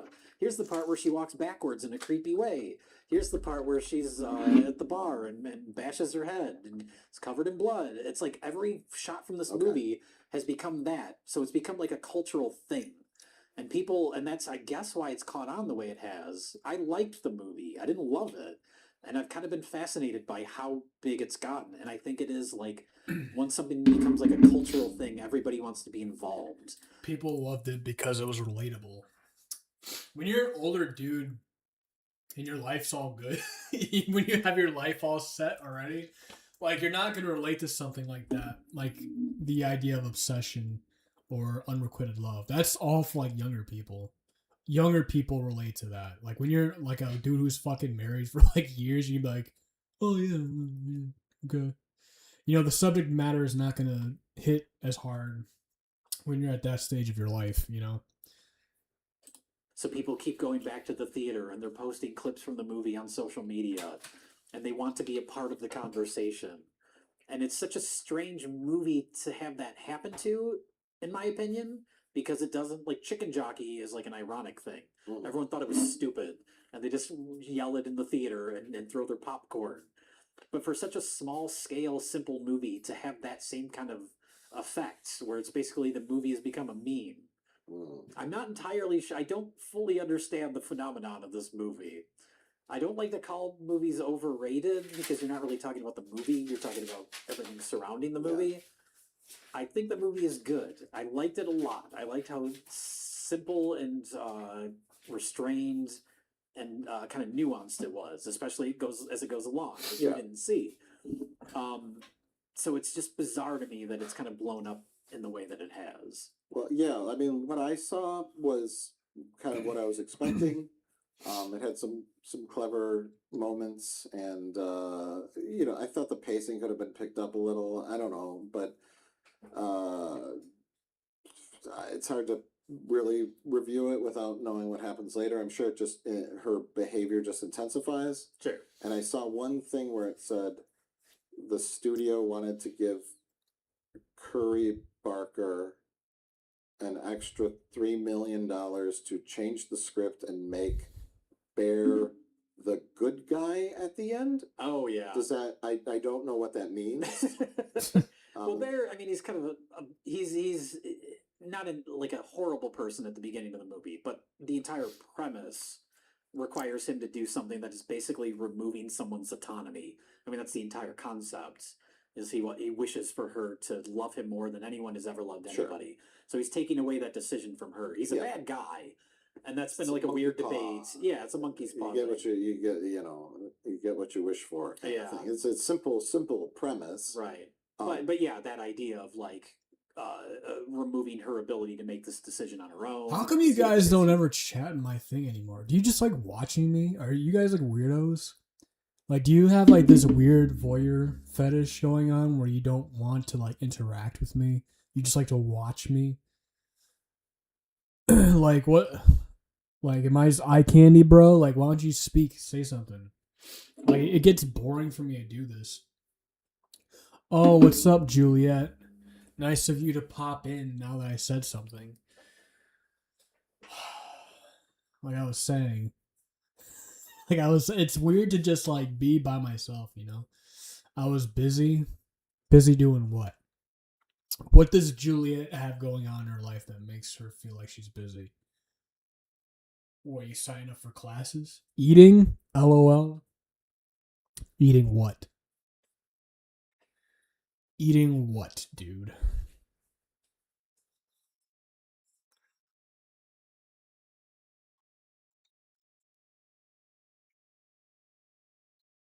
Cereal with oat milk?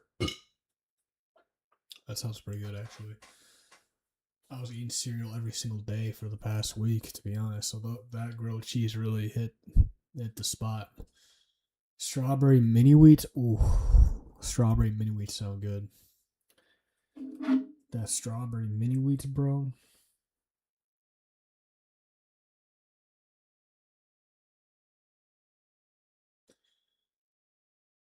That do sound banging. I'm trying my best to like find a woman. There was like this, for real, I love them. Yeah. There was like this where's my chat box? There was this girl. There was only one attractive woman at the gym I was working out. I had a few hours ago. Only one. I was gonna say something to her, but Unk got to her first. Like, this dude who was like 50 something years old. He was just like talking to her, chit chat. I'm like, damn. Unk still got it, bro. Unk still got it. I can't. What the fuck am I gonna do, man? I can't go in there and be like, you know. I mean, I could have, but I wasn't gonna do that. Why you so desperately want a woman? Just be patient and trust God. I do. Capitalize that G, by the way. I trust God, okay? It's just, I've been lonely for a long time, bro. My ass been lonely for a long time, and Lord knows that. My ass been in solitude since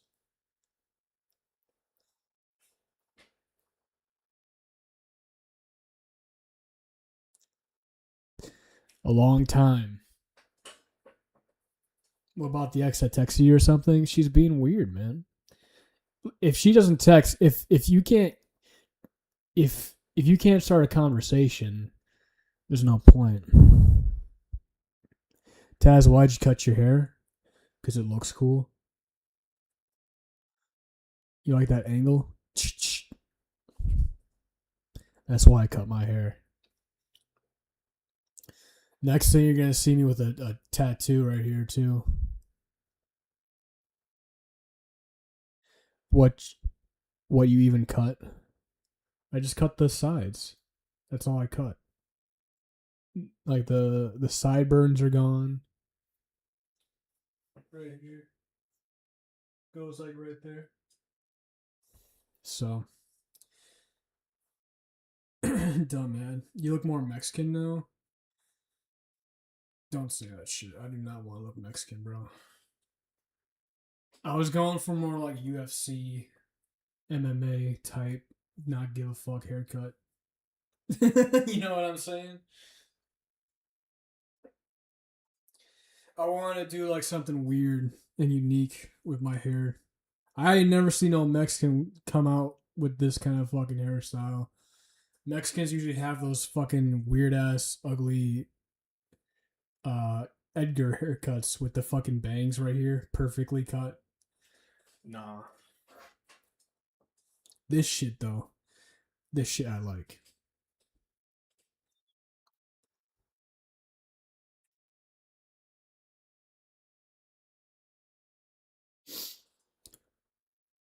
You look really Mexican with your hair. No, I don't. You're saying that. But that's not true. Minion movie ad so tough I want to watch that. Juliet, you're such a little girl. Minion movie? I want to go see the Minion movie. The Minion or the Bob for today? Well, I am. I guess. You act so mature for your age. I'm just kidding. No, I'm just playing. It does look like an Edgar haircut, just an older version. No, it doesn't. An Edgar haircut literally is like bangs cut like I know what that shit looks like. It's not. That's not what this is. This is like a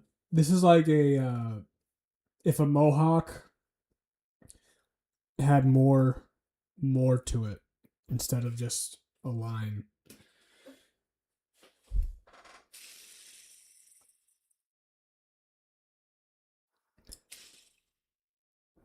So mature for your age, Austin. Something everyone knows is not true. I guess, man.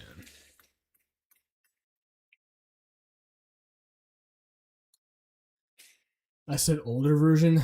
It still doesn't look anything like any kind of version, bro. You're imagining things. Should I there's this video that just popped up in my feed, said it's called Elliot Rogers' Journal, a reading.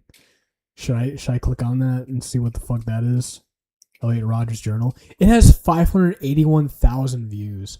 How does one guy who was a loser his entire life and kill like what happened? How did he kill like 2 people and he killed himself or some shit? How many people did Elliot Rodger kill? He killed 6 people during his rampage in Isla Vista, California in May 2014. He injured 14 others using knives, firearms, and a vehicle before fatally shooting himself. How does a guy... He's like the original incel.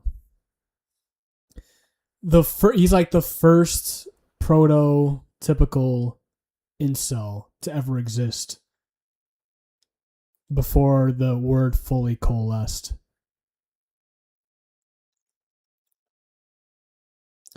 Is that a fidget spinner? I love fidgets. It is a fidget spinner. The young Foyds can't stay away from the fidget spinners. Like 30-year-old Edgar. It's not an Edgar cut, bro. I'm sorry to disappoint you. It looks nothing. It looks nothing like that. Nothing. It looks zero like that, dude. I'm literally looking at one right now. It looks nothing like that.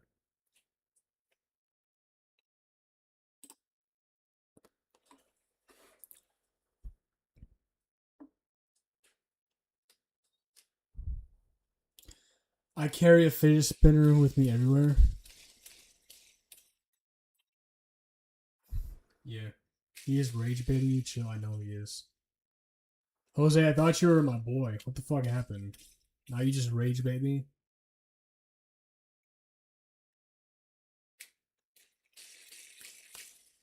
I got this spinner at my old job. Some guy just gave it to me. He's like, here you go. I was like, thanks. It's a soccer ball. Just in time for the World Cup.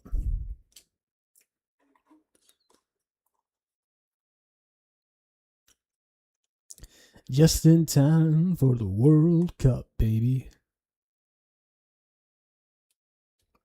Bum bum bum bum bum bum bum ba-da-bum bum bum bum. Bum ba-dum bum bum bum bum bum bum bum. Out in the West Texas town of El Paso, I fell in love with a girl. Okay, well, I'm a dip. I gotta call my friends.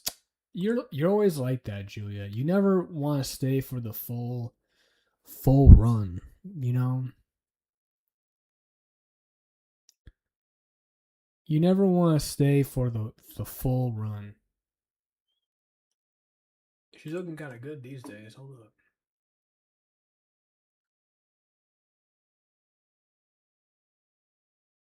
You know, I would date a real damaged woman. But like not a damaged, like currently damaged. I would date like a reformed damaged woman. Not like an ex like druggy, but like an ex like psycho.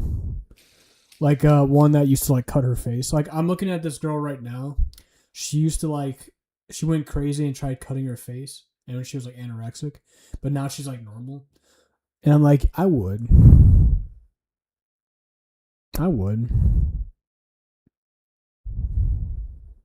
What a sweet little thing. Aw. I think she's cute. I think the scars are cute. It looks like Suave. Dude, I am not Mexican. Not even close. Sorry to say.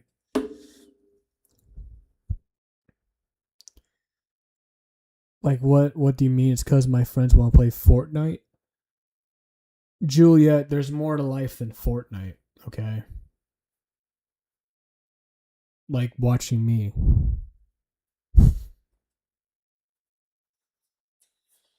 Suavemente, bésame.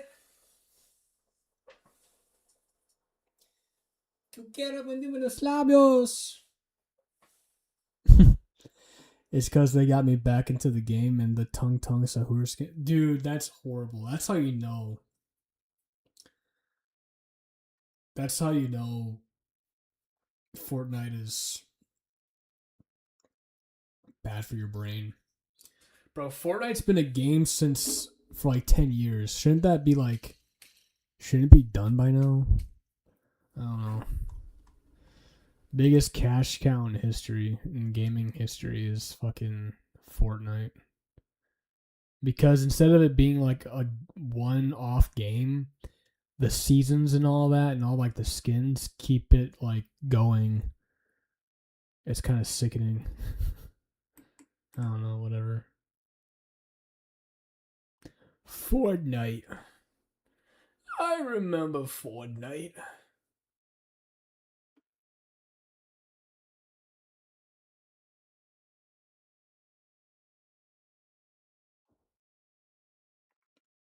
It's because everything I play with them, they win. I'm good luck. Daz, it goes perfectly with you talking like that. What the fuck are you saying?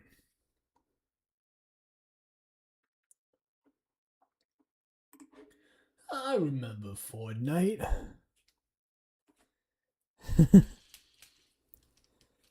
Tu quiero Taco Bell. Yo quiero. ¿Por qué? Por favor. No sé.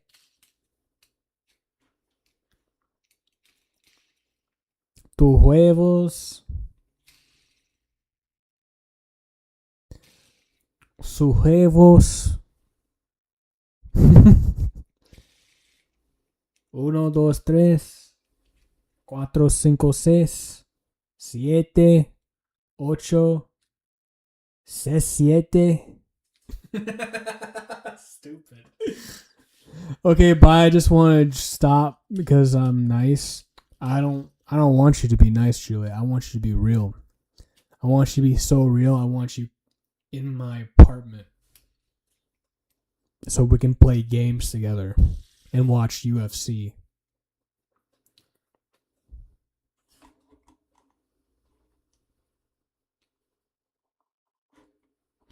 Suavemente, bésame. Tú quieres venirme de sabios. Suave. Yo no sé.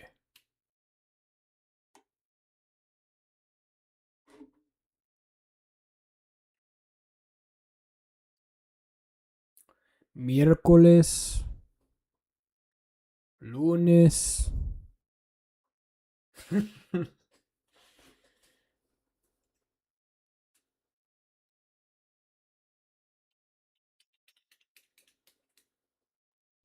I forgot the word for Saturday. It was like some goofy shit. No. Juliet. No means yes sometimes. Especially in the Taz world. I'm just kidding. Suavemente. Want to break into cybersecurity? No. You are Hispanic? I mean, I'm Puerto Rican.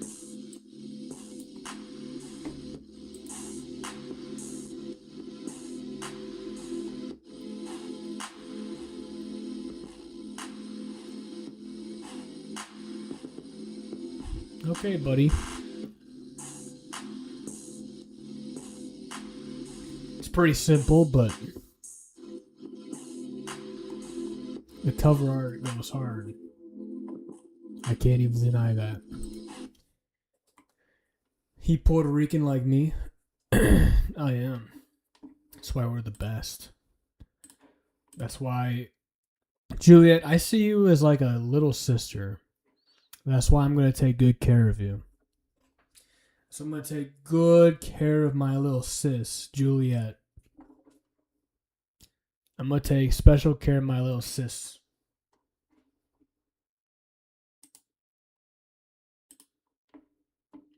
How noticeable is it? It's very noticeable.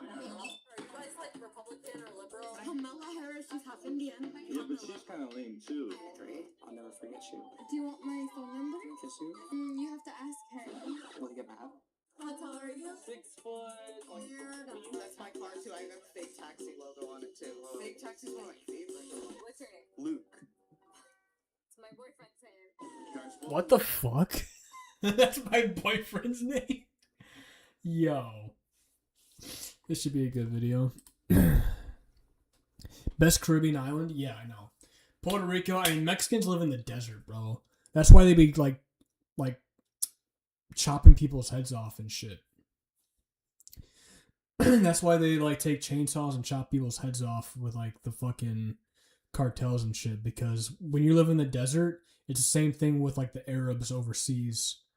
Like something about the desert makes you want to chop people's heads off, like with Islam and like fucking, you know, the terrorists with like ISIS and shit. It's the same thing in Mexico. They live in that part of the equator, and it makes them want to chop people's heads off. But us, we live on a nice little tropical island and shit, where everything is nice and we get to like drink coconuts and tourists come. So, hey man, you looking Mexican with that haircut. Denzel, shut the fuck up. Stop trying to fucking rage bait me. I know you've been here the entire time. You saw it pissed me off when Jose said that, so now you gotta fucking say that. acting like I don't know your fucking strategy. Bitch, fuck you.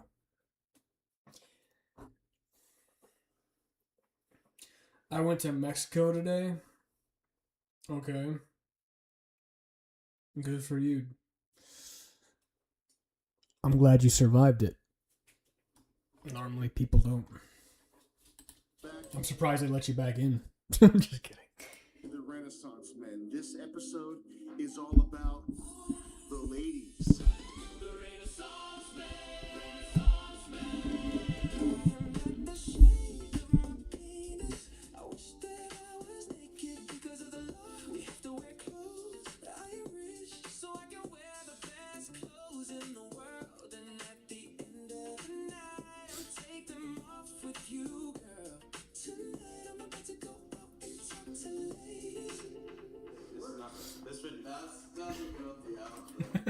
That's really funny.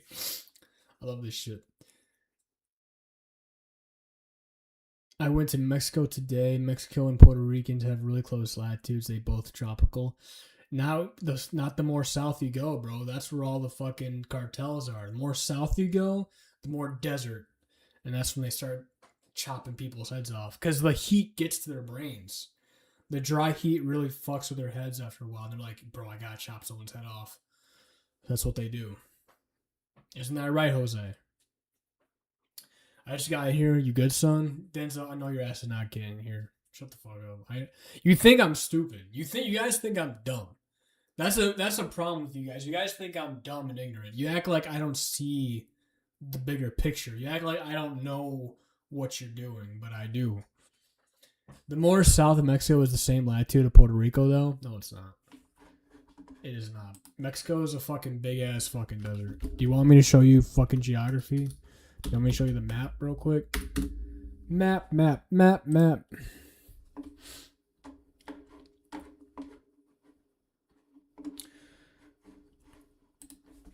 I got you.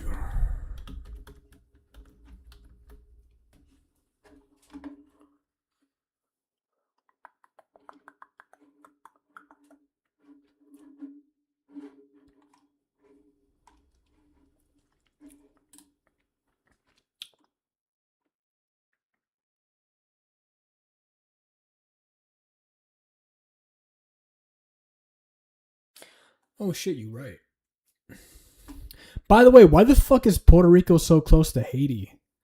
That's so weird to me. How come Haiti's eating like fucking mud cookies and we're and we're just like maybe it's because we're part of America? Yo.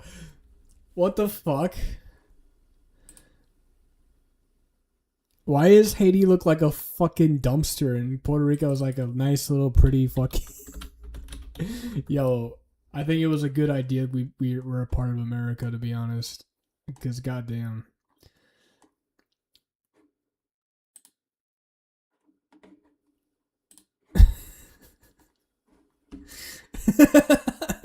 I did not know we were that close to Haiti. What the fuck? It's literally right there. We're like the furthest out.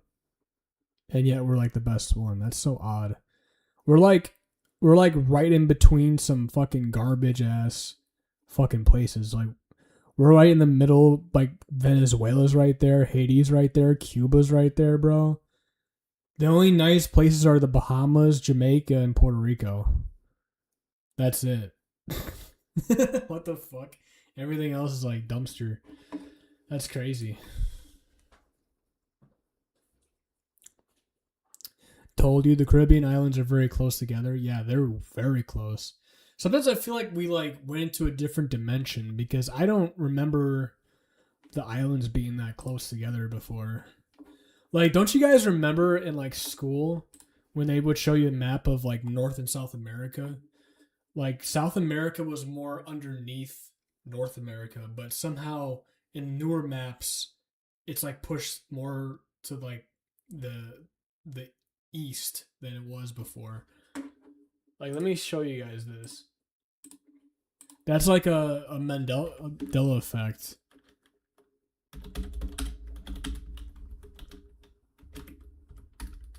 Like the Gulf, looks like a pool now. That was not how it was when I was like a kid. Look at this shit, bro.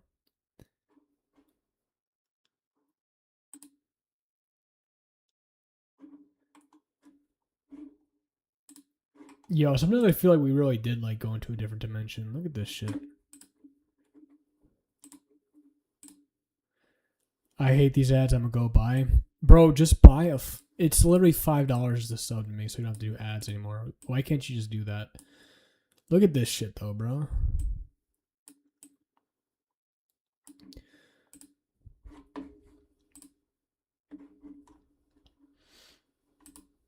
Can I zoom in?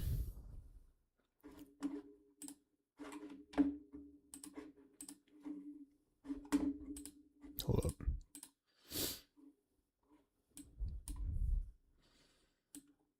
Look at this shit.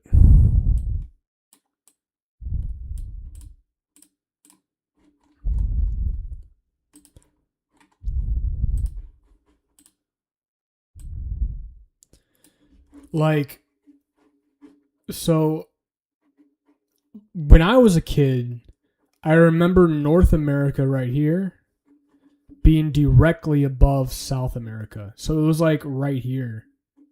But now it's like all the way over here. Do you guys remember that? Like, I don't remember the islands being like this fucking close together. Like, look how close Cuba is. Like, what the fuck?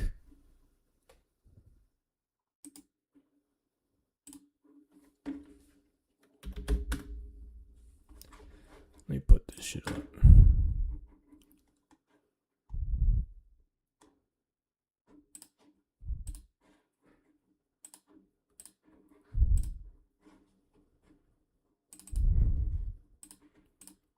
Like, bruh.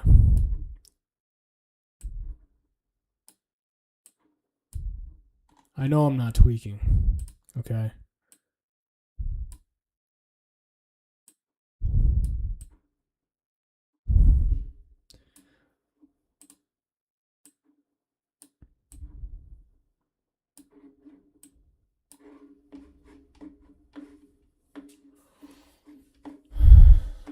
Like, dude. Hold on. How can I do this?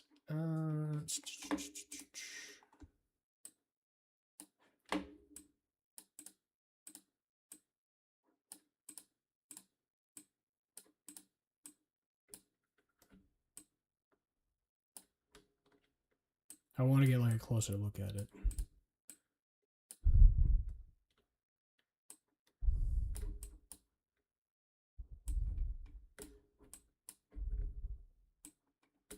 Like, look at this, bro.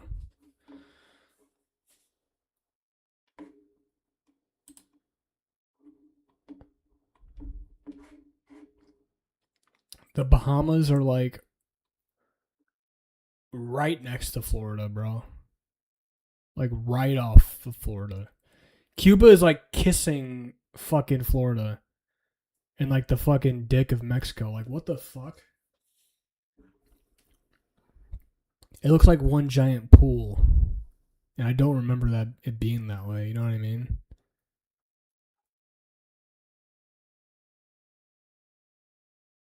Like, that's so odd to me. Am I like going schizo, or do you guys think that's like weird too?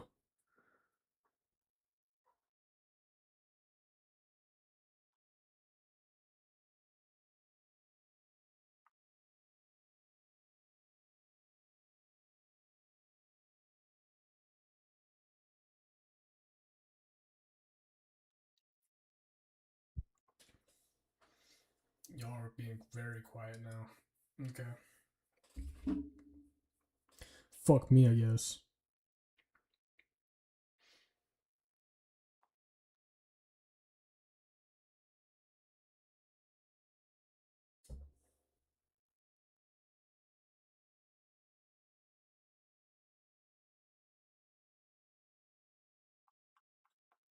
Fuck me, I guess.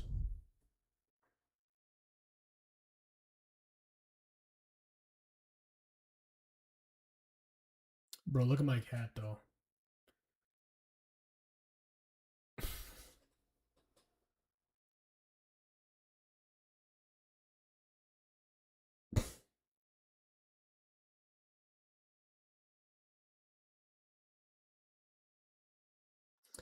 Hi.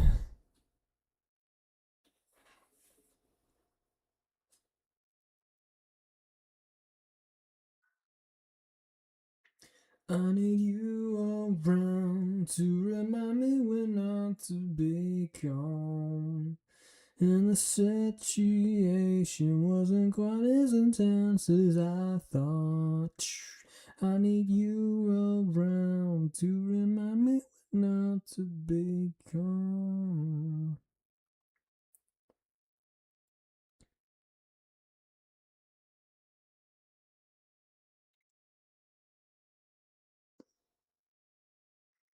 Girl said she didn't like the ads. I'm gonna call the teacher and tell her to fucking give you a sub.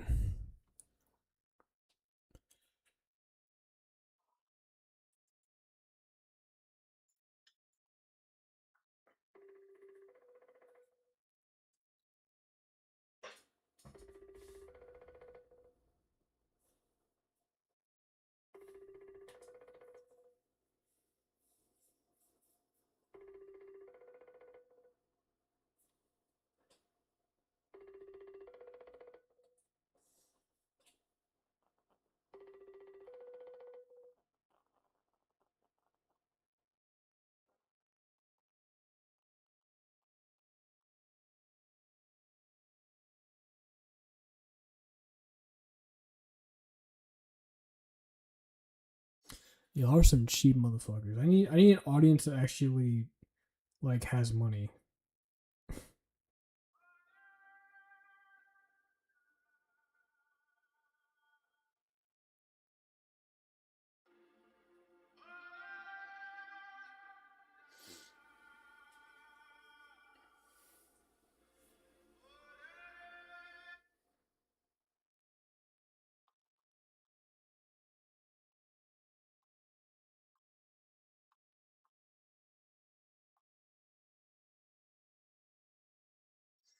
Alright, since you guys want to just be weird and not talk to me, I guess I'm gonna go.